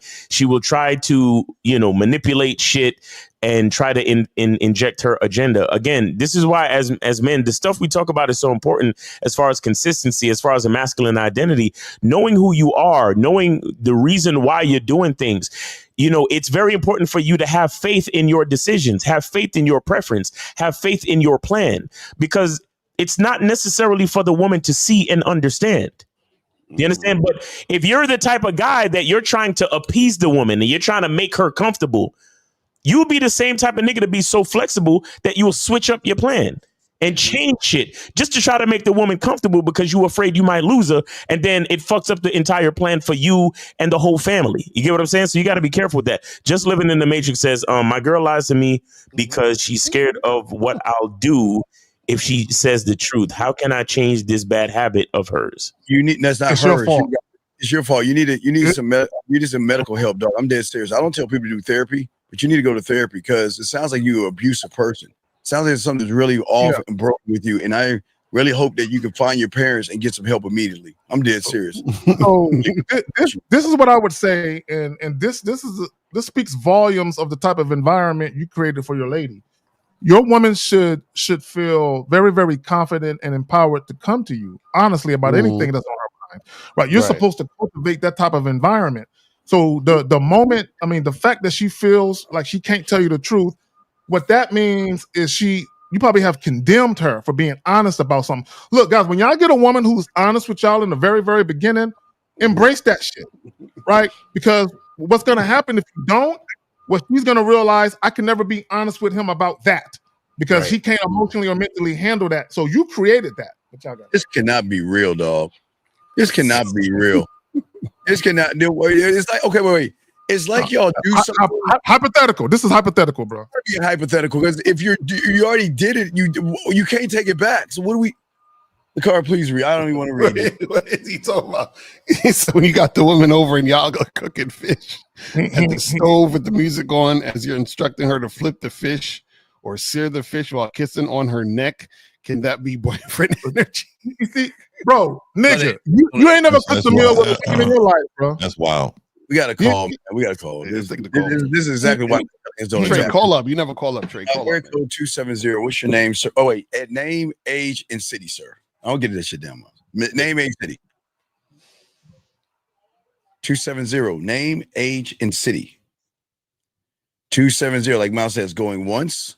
270. Going twice. All right. Let's continue back to kissing this fake girl on the neck that he never had over his house. You don't have no woman over your house cooking no fish, dog. Why are you lying, first off? And the fact that he was this descriptive about a hypothetical where he's talking about how he's cooking a fish, nigga. You know what I'm saying? Come on, bro. Like, instructing her to flip the fish and steer the fish while kissing her on her neck. Like this it's like when this nigga had a dream last night. Go ahead. It's like what 50 said, the invisible woman. He's having these imaginations. And let me say this. Let me say this. If you got a woman at your crib in your kitchen cooking, nigga, you might as well kiss on the back of the neck, nigga, because that's boyfriend energy, nigga. She already there cooking, nigga. You might as well go all the way with it. Fuck it. Ever since I got my shit together, females I try to date. Dude, come on. What? I'm done. Go ahead. What does that mean for somebody? What shit did you get together? Because you have no game. Crazy. They try to date. You know what it sounds like? It sounds like you the type of nigga that just because you quote unquote got your shit together, you feel like you got to talk about it all the time. That's why they're trying to compete with them. Miles, thank you, brother. And on top of that, the girls don't like you. So basically what happens is that, you know, you're dealing with women who aren't really sexually attracted to you. So that's why they're giving you resistance in the first place. Right. You see what I'm saying? Because the thing is that you getting your shit together shouldn't matter really to a woman who's feeling you. Because women they fuck with dudes who don't got their shit together. Why? Because they like that motherfucker. You see what I'm saying? And let me say this, because he said he got his shit together. Okay. So when you say got your shit together, that means you got your money right. That means you kind of you live pretty much where you want to live. You drive the car where you want, you drive all the shit you want to do as far as trips. You can do this shit comfortably. So how would women know all of this? Exactly. How would women know unless you're leading with it? Exactly. And how does a woman compete with the leader if you actually are a leader? Exactly. If you're leading shit, planning it, telling her where to be, what time, what to wear, how to get down, where's the competition at? Y'all motherfuckers be so y'all put yourselves in these fucking situations and then get mad at women. Yeah. So guys, if you're ever on a date and you're bragging about the fact that you got a bachelor's and the bitch got a doctorate, she might be like, I got a doctorate, nigga, huh? Right. If you bragging about the fact that you got a Dodge SRT, nigga, she might say, nigga, I got a Mercedes, nigga, and what? Right. So my point is, and it reminds me of that Jay-Z video and shit. I can't remember the dust your shoulder off video where the nigga think he got a hot whip, but the bitch got a Ferrari, right? So what I'm saying is, when you guys lead with shit, women got the same shit men got. Women got degrees, nice cribs, whips, all of that shit, right? So trying to lead with material shit, where in many cases the women you're dating got the same shit, if not more than what you got, like it makes no sense to even bring none of that shit up. But dudes bring it up because they think that's what makes them valuable. You know what I'm saying? And that's right there. That shows you ain't got no game. This is what you guys got to understand. A lot of you guys wonder why you have issues with women. The issue is because the woman never sees you. She sees the material shit and she says, okay, this guy ain't really about shit because he's leading with that. You know what I'm saying? So, but that not only that, L. What guys don't understand from a psychological perspective, that tells women everything they need to know about you. Right. Because all women know for a fact, if a man is leading with money, he's not confident. Right. All women know this. Now, what some women will do online, they'll act like they like it because there needs to be a balance. There needs to be niggas that really got some game, and there needs to be simps and beta males. There always has to be this dynamic, always. Wait, were you next to Magnificent when he was kissing the chick? What the fuck? How you know what he was talking about? What? How do you know what he's talking about if you wasn't next to him kissing? What are we doing? How do y'all guys answer for other men? That doesn't make any sense. No, what he really meant. Now, how do you know what he meant? Percy, call up, fam. Crazy. He said, how old are y'all niggas, dog? This is why, hey, gentlemen, this is why, please, ladies, keep dating them. Ladies, please go text them, go out, date them. This is why they got to share us, though, Steve. I don't understand the question, but it's... Wait, what? He's saying... he said, when Magnificent Trey was talking about the kitchen vibe, does doing all that make her feel... Boyfriend. What is boyfriend? Or how do you have boyfriend for How many times do you use special? So how many times do you use the word special? First of all, see, this is what you guys got to understand, right? Is if you're dealing with a chick, right, and you first dealing with her, you actually shouldn't be making her feel special. You understand what I'm saying? That's the problem with y'all niggas. Y'all try to make women feel special, and that's why y'all get shit on. You see what I'm saying? A woman knows she's special when she's earned her spot. You understand? So the feeling of being special is from hard work she had to do to get that position in your life. You see what I'm saying? But y'all niggas make a chick you just met Tuesday feel special. It's crazy. Hey L, a woman knows she feels special when I let her spend the night for the first time after 10 months. She's like, this has never happened. I've never laid in this man's bed for more than 20, 30 minutes at a time. Damn. So she knows, innately, she knows this is how he must move. I have to prove myself. They need to know it's levels to this. And now I get it. And then what women start to get is, I can tell by the level of investment that I've put into the situation and the time that her surpassed, that I'm getting more and more of him as time goes on. And as I do things that I'm supposed to, she knows it. That's a fact. So you guys, that's what we're trying to tell you guys, man. So you guys got to understand how this game works. Is that y'all? And again, this goes back to disappointing in a chick. Y'all are trying so hard to not disappoint her that y'all bring in drama and bullshit and a lot of nonsense into your situation because you're giving the woman too much too soon without her having to earn anything. You see what I'm saying? And the disappointment comes in because part of her wants to be in a certain position, but she knows that she can't be in that position until she works for that position while she's dealing with the man. She's like, damn, and this is the thing. This is the funny part, because a lot of guys, they say, man, my girl be tripping because of this and because of that, or she jealous because of it, or she acting this way. A lot of times the reason why your girl, let's say, for example, you fucking with a chick and you want to fuck with other women, the reason why your girl be tripping is because she know when y'all first met, you was giving her the world. So she's thinking, oh, he gonna meet another girl and just give her everything when he first meet her. And that's why she act funny style. Yeah, I was watching this video a couple years back, and I'm surprised I never did a fucking joint about this, but it was a video clip, and the chick, she was complaining about her husband and about other married men. She was complaining about niggas spending their money on bitches and on strippers. Not one time did she mention sex. She was talking about money. To your point, and this is what women know. Women, when they meet some of you guys, because you guys give them the world, the reason why they feel some type of way because you're fucking a bitch, they don't care about the fact that you're actually having physical sex with them. They care about all the shit that you're giving them. Right. All the time, the dates. That's what pisses them off. They feel like, I've been here for 12 months and this bitch is getting this the first week? Right. Another hypothetical question. Says is that friends with benefits or fuck buddy wants exclusivity without a relationship, and it's offering things like dinner. If I agree, why would she say this, and how can I handle it? Yeah, hypothetical. This ain't happening to him. This ain't happening. What? He tried to present it like it was something, but it's not. He just, because they keep mentioning food. Have y'all noticed these niggas keep mentioning dinners and food, and bitches ain't cooking for you niggas? There's no woman offering you a dinner, dog. They're not offering. Man, and you know how we could tell he lying? Let's teach y'all some game. Let me teach y'all how your language exposes you, right? The fact that you said, how can I handle it? If you don't know how to handle it, then you can't be the same guy that the woman's giving dinners to and trying to do all this shit with. That's what we try to get you guys to understand. That's like me. If I said, hey guys,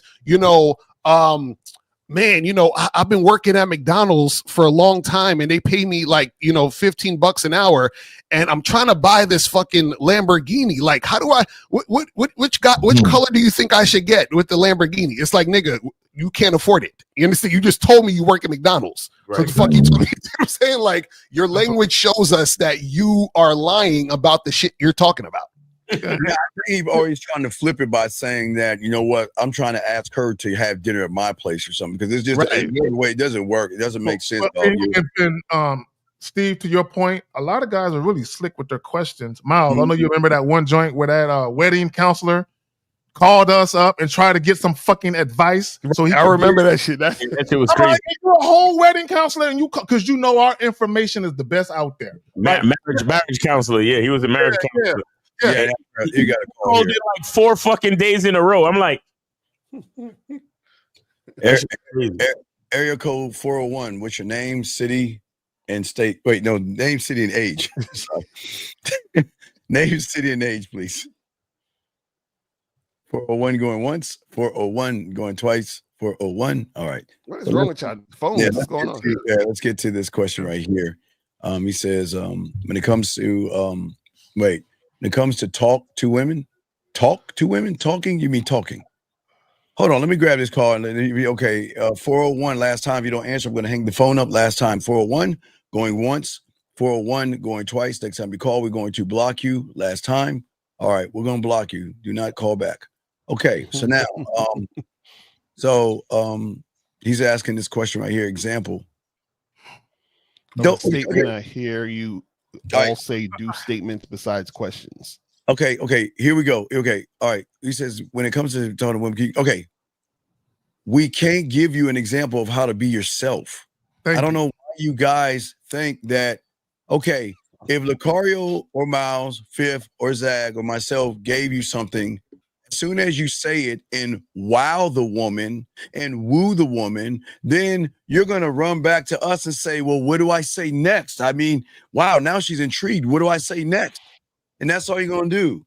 So let me say this, because a lot of times you guys, y'all look for like verbatim. And y'all think that, guys, you cannot walk up on a woman who doesn't want you and say some fly shit and she can be like, you know what? When I saw you coming, you was an ugly motherfucker, but you said that shit, my pussy's yours. Like, no, it don't work that. Come on, this is not TV. Let me say this real quick about his question. Guys, a statement can be something as simple as you telling a woman why you're in her face. Right. Tell her why you're there. That's it. Yeah, and I got a whole program on my memberships called The Gauntlet, man. It goes over that, man. Like, you know, showing you how to do it from your own personality. You don't have to ask questions at all. Like, you know, y'all guys notice that these guys want to be boyfriends because they keep asking that. You know what I'm saying? About this boyfriend, and we got a call. Okay, Erica 216. Name, age, city. Yeah, my name's Jay. I'm 20 from Texas. Okay. What's the question? Yeah, what's the question? Can you get off your speakerphone, please? What's up? Yeah, I just got off the speaker. Thank you. Yeah, so I had a question. So last night I had hit the club and I seen some girl that I used to talk to. Well, not talk to, but we just matched on a little dating app. So I chopped it up with her or whatever. But as we were talking, the first time I talked to her, I put my hand around her waist and she removed it. Then the second time I seen her. Jay, do you have a pedophile or do you have a sex? Megan's Law. Yeah, is there something wrong? How old are you? How old did you say you was? 20. Okay, so what gave you the right to touch a woman without her fucking permission? I'm always doing that. That's the indication if she likes you or not. She lets you touch her. Oh my God! Caller, real quick. Caller. That's not. Look, guys, real quick. Hold on, Zach. Zach, let's say this. Hey, if this goes to court, we just want to say all 5 of us have tried to tell this motherfucker not to do it. When he goes and catch a case, we told him no. Go ahead, Zach. Go ahead. You got it. So the most efficient and proficient way to go about what you're doing without getting yourself into a situation is you need to have social awareness and be able to read the room before you put your hands on a woman.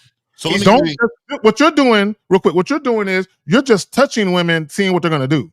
That's not the move. Dog on their hips. He could touch their hips. the dominant way to do it, because you're talking to one who's very aggressive in approach, but even I know, right? So you have to have a like I like what Zach said, you got to read the room. But so it is how you present yourself for one, but then you still got to make her have a choice, right? So rolling up on her, you know the conversation is good. You got her ear. She's smiling, she's laughing, she's moving. You tell her, hey, bring that over here. All right, Fifth. If she's putting it close, she's bringing it close to me, then she's consenting to what's about to happen. All right, Fifth, dominant man, dominant move. Now, caller, why don't you tell us what you said to her so I can show all you guys why it's going to be a creepy ass move? I bet you he never flirted with her. Right. What were y'all talking about before you put your hand on her or her hips? What did you talk to her about? Yeah, it wasn't nothing. She just you're talking about nothing. You put your hand on her. You're creepy.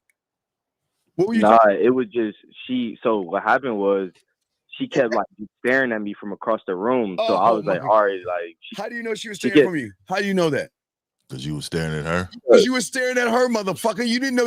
No. I was with one of my homies, and he kept saying, "Hey, you know who that is?" Like she keep looking. Wait. So your butt buddy's looking at women for you? Something's not right now. Now everything's really not adding up. So your little homeboy was watching other women watch you. How did he know?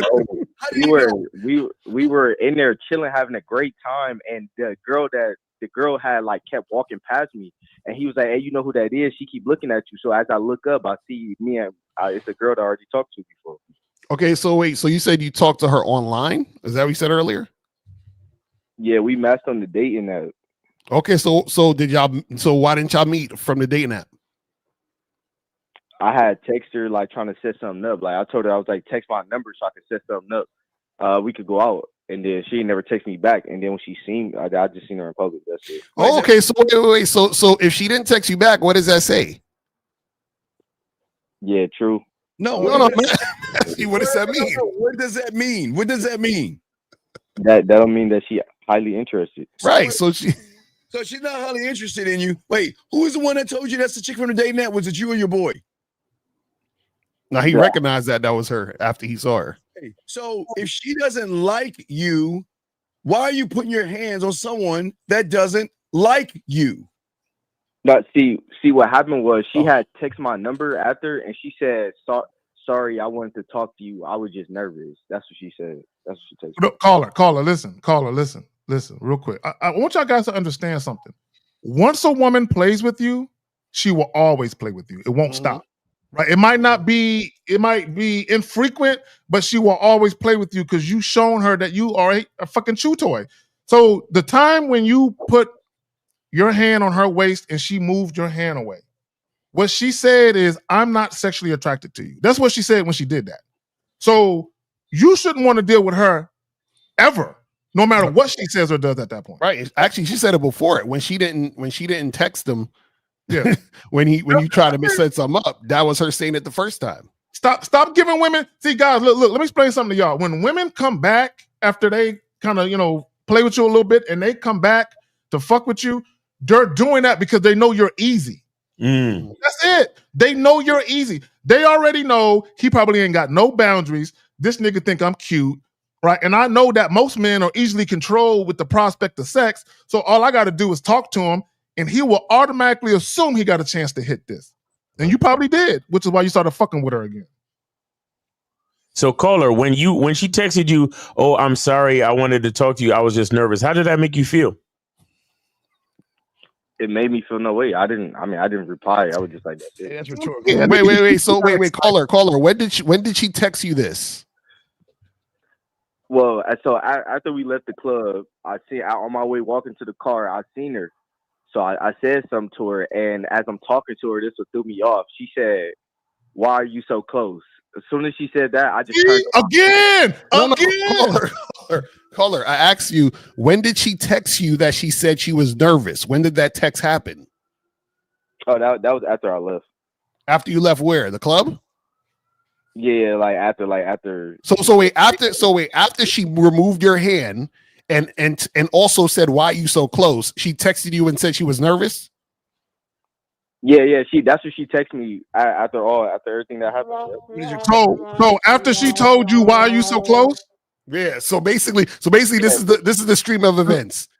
I'm gonna tell you. So he matched with her on a dating app. He told her to hit him up. She didn't hit him up. Then he saw her in the club. He put his hand on her. She removed the hand. He walked her to the car or whatever the fuck it was, and she's like, "Why are you so close to me?" Then she texted him and was like, "Oh, sorry, I was nervous." Is that correct, caller? Yeah, the only thing that didn't happen was I didn't walk her to the car. I was just on my way to the car. It doesn't matter. It doesn't relevant. Yeah, that part don't matter. But what we're saying is Zach, and you was right. Do you see how she played with him the whole time? She's playing with you. and you know what she's doing, caller? She's treating you like a human fucking yo-yo. Right. She's like, I'm gonna make him feel like he ain't shit. And then I'm gonna tell him, oops, my bad. I don't know why I did that. And because he's a lowly fucking man, he's gonna buy it. Because I'm used to doing this to niggas who ain't shit. And he ain't no different. But what is the question that he's asking? What's your question? Yeah, what's your question, caller? No, so my question was like, in a situation like that, when a woman is moving that funny or acting that type of way, and my reaction, like how am I supposed to react? Like, is that right? Just to walk away, correct? Like, yes. What, caller? What other reaction do you look, guys? And see, I know what it is, caller. You probably feel like giving her a piece of your mind, don't you? No, I never text her back when she texts me. Okay, no. Okay, guys, look. When a woman does something goofy, whether it's face to face or over the phone or on these dating apps y'all are on, don't respond. Just move on. Wait. And if you see her in public, don't say nothing to her. Now, if she comes up to you and just says hi, don't be a sour bitch. You know what I'm saying? But like, what up, girl? But don't socialize with her. Don't conversate with her. Right. Wait. Let me get this straight. So she ghosts your ass, and then you want to talk to her. She apologizes to you, and you don't want to talk to her. Nah. No. She showed you she wasn't interested in you, and you wanted to talk to her. You know, she showed no interest in you. You want to talk to her, and then when she tried to show you this mythical interest, now you don't want to talk to her. No. Okay, this is where I got it. I got it wrong. Yeah, I should never approach her. But I also agree with choosing signals don't matter, because I've seen multiple women look at me, and when I approached, they was like, "Nah, I'm good." How do you know they're looking at you if you're the one you're looking at them? I got a strange question, caller. Oh my god! Do your homeboy get bitches? Hell no. Yeah, we both got bitches in the club. Oh, you both got bitches. So y'all are a group. Y'all are two groups. Y'all are a group that just get multiple bitches. Is that what you're saying? Most definitely last night had multiple girls. Okay, so we're talking about having sex, not women talking to you, dog. So you're calling in. Have you asked your homie this question? Asked the question about what happened last night. Yeah, did you call him and talk to him like, hey man, I got a question for you, man. You know, I just linked up with that, you know, I'm not linked up, but I talked to that girl on the dating app and this would happen. Did you call him and tell him all this? Nah, the homie that I was with, we was with each other last night. I know, but why didn't you why didn't you debrief with him about the situation? There you go. Nah, we chopped it up. We was just like, all right, it's whatever. You see, this is what I'm saying, right? But you call us because you know the advice that we're going to give you is not only going to recognize the problem, but help you solve the problem, correct? I mean, it ain't no different than what I was already thinking. No. Don't do that, man. This is when you fall off the horse. I ain't tripping for real. So yeah, you are. So let me tell you how she got you. She got you. She's in your mind. She's the invisible woman. She's in your mind. Mm-hmm. You just have imagination about who that woman is, why she did this, why she did that, and you don't really understand it. So you're just like, instead of me getting my game, I'm going to just move on and repeat the same process with the next woman. Yep, and call her. She knew you wasn't shit when you put your hand around her waist after she ignored your shit from the date night. Mm-hmm. That's when she realized this motherfucker is a glutton for punishment. Mm-hmm. Is your parents around? Nah, I think they back on the way home though. No.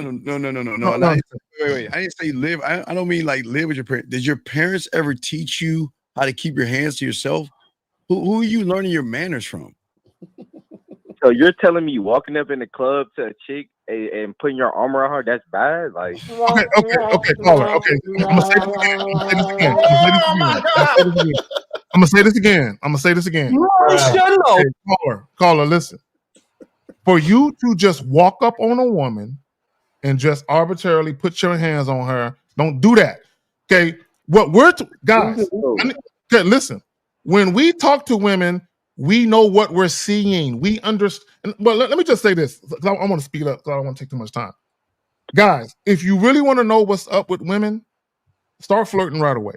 As soon as you introduce, right away, start the flirting process. Come with that sexual energy. When I say come with sexual energy, you don't have to be X-rated with your words. But a woman should know what it is. So once you come with that flirtatious energy, a woman who isn't feeling you, she's going to show you that she ain't feeling it. A woman who is feeling it, she's going to engage. So you should already know from that interaction which women to proceed with and which women to abort. It's not hard. So caller, let me ask you a question. You ever been to a fast food restaurant and you order like a cheeseburger or some shit? What do they usually ask you after that? After I place my order. Yeah, like you say, let me get a cheeseburger. What you ever heard them say? Would you like fries with that? Yeah, they'll say, do you want a combo or something? Right, exactly. Why are they asking you that? Just to see if I would like anything else, because I didn't state what I wanted. Right, because you've already shown that you're interested in purchasing food.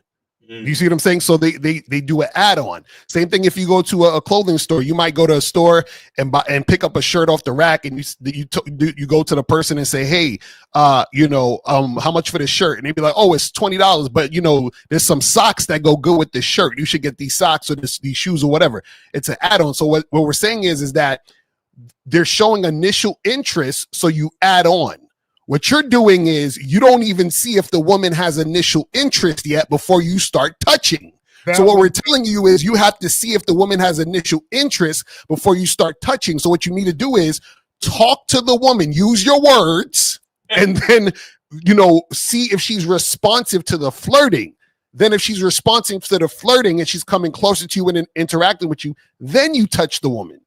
Shout out to all my clients, because caller, there is a very particular way that I do this, right? And I'm not going to divulge that right now, but there's a way where you can walk up on a woman, introduce yourself, and you can find out rather quickly. I'm talking about in a matter of like a minute or less. You know what I'm saying? Whether or not touching her is something that's even remotely the thing to do in that moment. But that's something that I do on the back end. Just letting you know. Call, is it okay for a guy to walk up to you that likes guys and grab you without your permission? Is that okay? Right. What are we talking about? We were talking about. You just said it's okay for you to do it. So can anybody do it to you? No, I'm walking up on bitches. I'm not walking up on no dudes. So let me tell you the consequences behind that, right? So if you walked up on her and you put your arm around her, and you got a straight silverback behind you, thinking like, bro, what is you doing out here? Like, and she's like moving your arm quickly. Like that's gonna trigger some man in there to bang on you, sir, without asking questions. So we out here protecting the bitches for caller, you laugh, do you understand what I just said to you, dog? This dude's wild.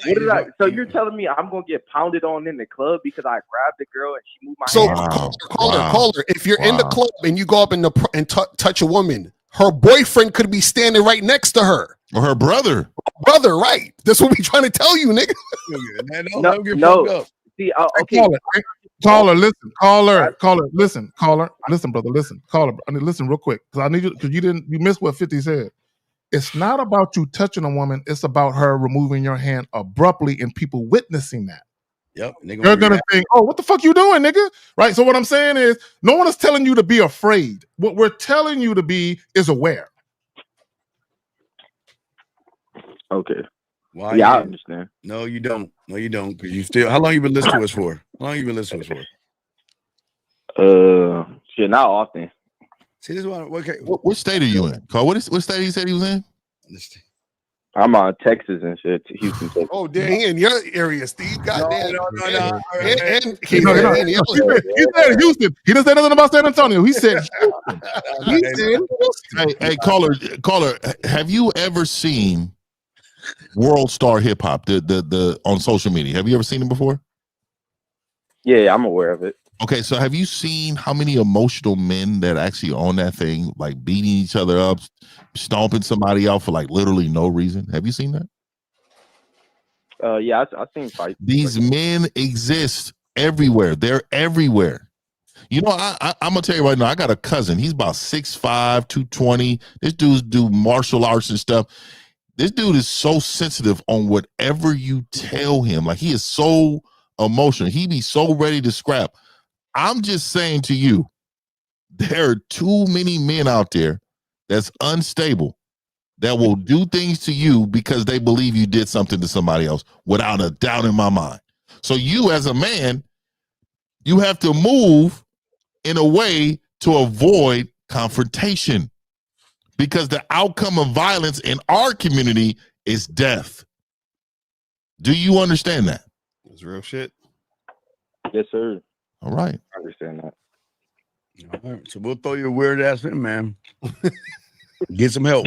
Don't do that out here in the Bay and LA or nothing. These are some gangsters out here, dog. Some true real life gangsters. And some of them broads be gang banging. Some of these broads be doing shit for these niggas. And they see that, oh, they pistol beating you in the club, dog. They gonna try to kill you up in here, dog. I done seen too many dudes get drugged out of the club for really just being too thirsty. When they get a little liquor in them, they get behind a girl on the dance floor or something, and they stomping you out. That's a fact.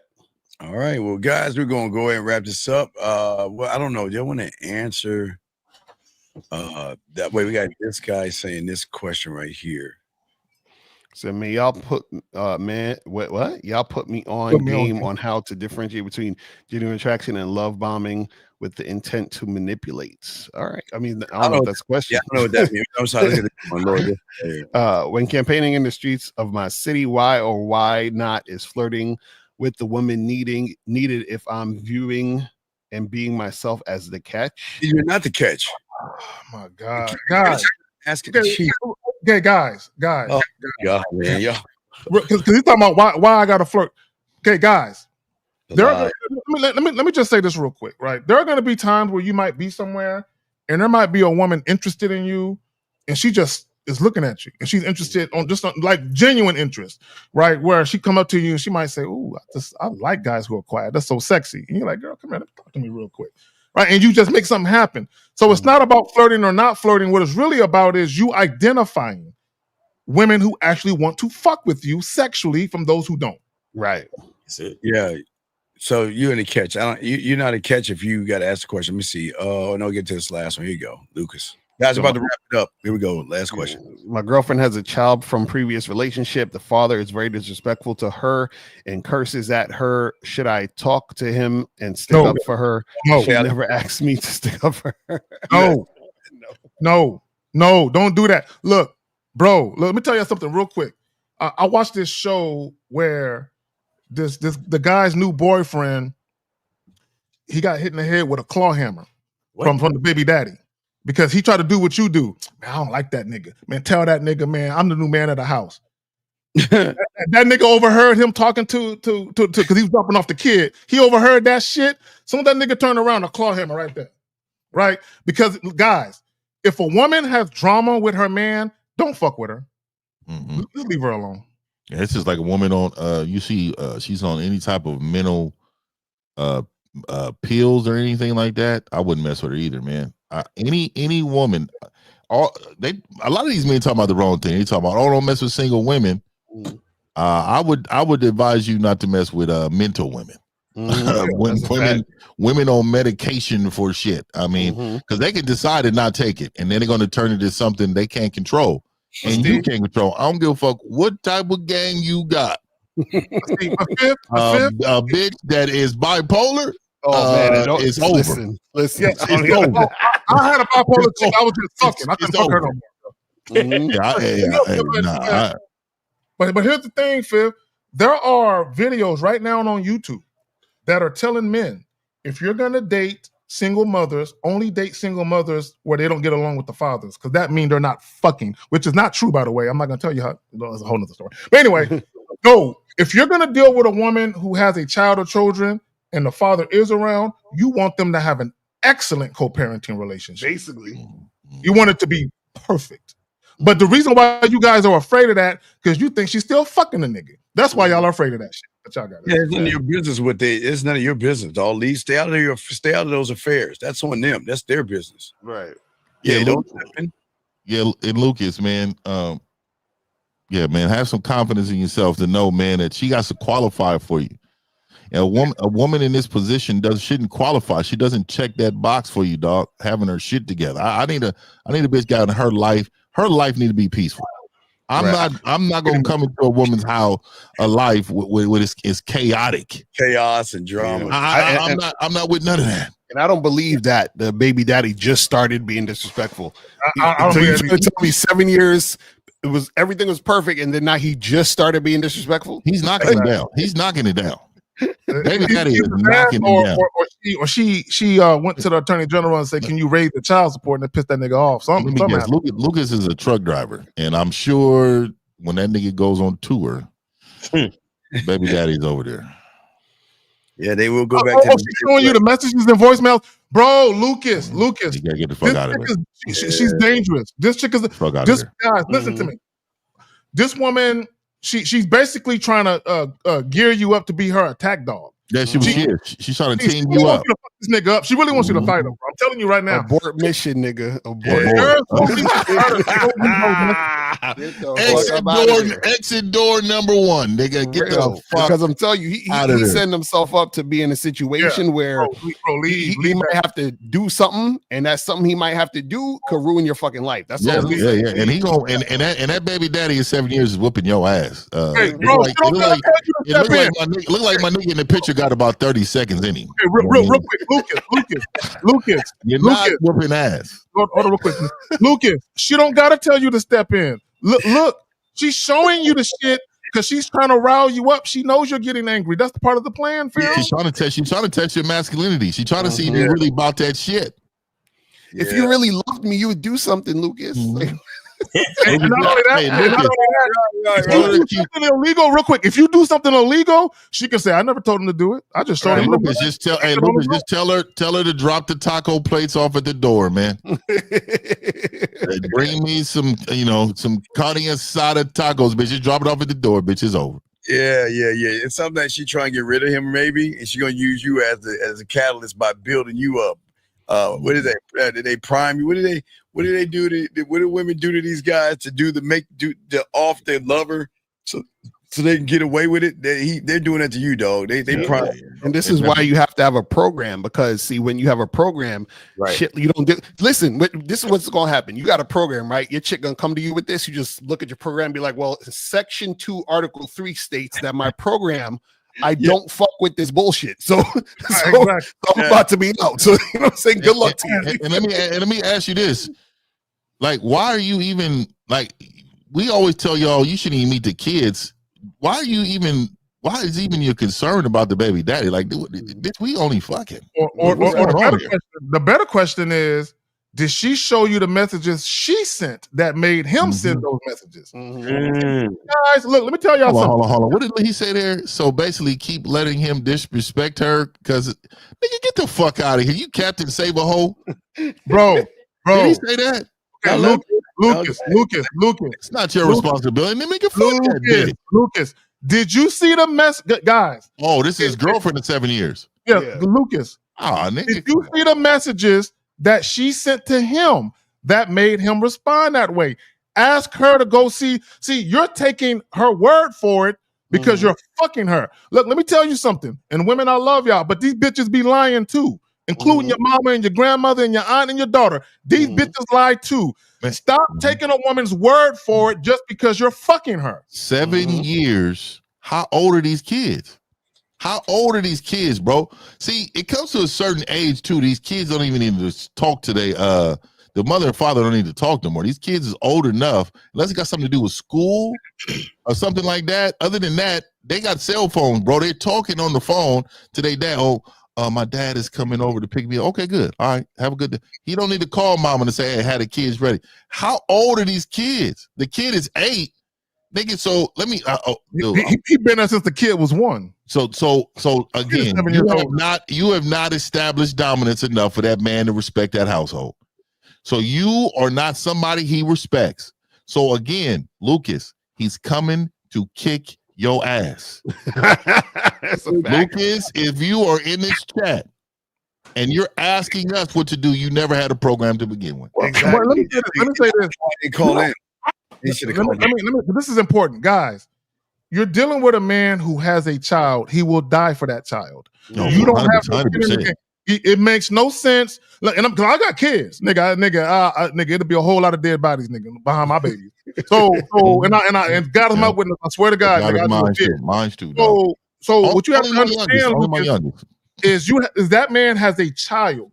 If he feels you are a threat to his authority when it comes to that child, bro, you don't know what he'll do to get rid of that threat. Yeah, and real quick, this is the very last one. We're gonna be done with Lucas. He won't call in, but look, as we were saying before we got the call, something about you young men, y'all act like y'all don't want to be boyfriends. Y'all act like y'all don't want relationships. Everything you notice, everything they keep pushing this boyfriend energy thing around, like you're really that man. Like it's weird. It's like y'all want to be. You want a girlfriend. Yeah, they want a girlfriend bad, but this is what I tell you guys. Go to badboymembership.com. I teach you guys how to vet. You know what I'm saying? And I'm going to be coming out with a new vetting program within the next month. So you guys got to, because this is the thing, you asking, isn't there a fine line to walk between them because a woman has to show you value outside of sex? Yeah, and that's what happens as time goes on. But the fact is that you guys are so thirsty for a relationship, y'all be doing all this extra shit on day 2. You know what I'm saying? It's crazy. That's what I'm saying. How can she show her? How can she show you value when you don't have any value? That's what I understand. Right, you don't have a program, so you have no value, James. So how are you asking about things that are above your pay grade? See, and let me just say this: a lot of you guys, and I know we're in overtime, Malcolm. I was looking like nigga, I got something I got to do real quick, guys. Bad Boy Membership. L talks about the vetting process. If y'all, the words that people use to describe their memberships, go to that person directly. And get what is Lucas talking about? He says, so when April gets disrespected. Oh my God. What is he talking about? I don't like how he bolded that shit like he yelling at us. Nigga, lower your tone in this fucking sentence. What does that even mean? What is this? Nigga, who's you talking to? Oh, you'll get fucked up. This is exactly why. I can see He's that. Emotional. I will fuck Lucas up. You ever watch? You see how he is right now with Lucario? He gonna go over there and get his ass fucked up. Get his ass fucked up. So he said so when a man is in April's face and disrespectful to her, Lucario can't say nothing to that man. April don't got a baby daddy. What are we talking about? Yeah. So you chose to deal with a woman who has a baby daddy. So that means you should have when you deal with a woman who has a baby daddy, you have to vet her and the nigga. You understand what I'm saying? And the nigga and the Lucario. To be honest with you, I will never tell a man to date any woman, like vet any woman with kids that young, nigga. I'm gonna tell you why. Nigga, why are you around a woman with a child 1 year old, filling diapers and all type of shit? Yeah. Dog, let me just tell you right now, I would already saw that she don't have enough time to do what I need her to do. That's one. For two, nigga, look, let me just say this. The likelihood of things in the life changing for this woman, it's rare, dog. She's going to go back to her habits or whatever she did with that man. I'm telling you, dog. Is it something y'all are saying in the water where they just want to defend their position and shit? When y'all just Miles, shout out to Miles of Language Expose You. I want y'all to see what he's saying now, and then I'm gonna find the fucking message that he put out first. Now, okay. My bad. You're saying this is what he said first, right? All right. Watch what he says. All this, right? Now look at him get to like doing a Lucas. He did a Lucas. Look at this. It's just like going on dates, but with more than one woman. You're saying a nigga can't enjoy women. No. James, this is what we're saying. This is what we're saying. James, go on as many dates and give all the boyfriend energy you want to these women. Go wine and dine, have them spend a night, have candlelight dinners in your house on the second time you meet the woman, rub her feet the third time you met her, and talk about your life and do all those things because you like to do that. Now, this is what I'll say. Don't come to us complaining when that woman starts giving you drama, when she starts fucking giving you attitude because now she expects more from you because you've been giving her too much too soon. So that's all I'm saying. Don't talk shit to us when that shit start happening. That's all I'm saying. Let me say this, Lucas, because now he's using hypothetical. What if April had a baby daddy? Hold on, real quick. Let me say this. Let me say this. James. All right, hold on, James. Let's get to Lucas and we'll get back to you, James. Go ahead. Real quick. Okay, let me just make this clear. Guys, when a woman has a child or children by another man and there's drama between that woman and that man, you can't control that. There's nothing you can do to control that. That's between them. You need to decide whether or not this is worthy of dealing with. Your peace, happiness, joy, and tranquility has been disrupted by this bitch and her man. You need to leave her alone. See, you think fighting him is the answer. No, getting rid of the woman is the answer. But you don't want to do that because you pussy whipped. So back to you, James. James, look what you're saying. Now you're getting in your fucking feelings, James. Look what you're saying. But everybody, look what he said. This is his first question. What do you? He said he want a gift. What are you talking about? What are you fucking talking about, James? What are you saying? Can anybody decipher anybody on this panel? Decipher what the fuck? No, this is the thing. James is the average guy who wants to cupcake with women, because he just likes to be held and cuddled and be in the arms of a chick. You understand what I'm saying? Cupcake with no consequences. This is what these guys look real quick. What these guys really want to do? They want to do boyfriendy shit with chicks without the chick getting close to them. Exactly. Get close to him. Well, I told you I wasn't looking for no girlfriend, but you spent the night with me. But I told you. Come on, man. That's not the way it works. Right, because he's gonna do all that boyfriendy shit, and then she gonna call him up one day, and he gonna be like, "Oh, I'm busy. I got some shit to do," and then she gonna call him and be like, "Yo, why you acting like that?" And it's gonna be an argument, and you're like, "Yo, why you tripping? I told you I wasn't trying to do nothing serious, but your whole fucking energy is trying to be on some serious shit." Yo, what is up with these niggas? Why they can't call in? I know. Wait, Lucas, why don't you call in while James? I won't call in. Lucas, do what the fuck you want. We don't give a fuck what you do. Lucas, why you get mad at us? Why are you getting so Lucas,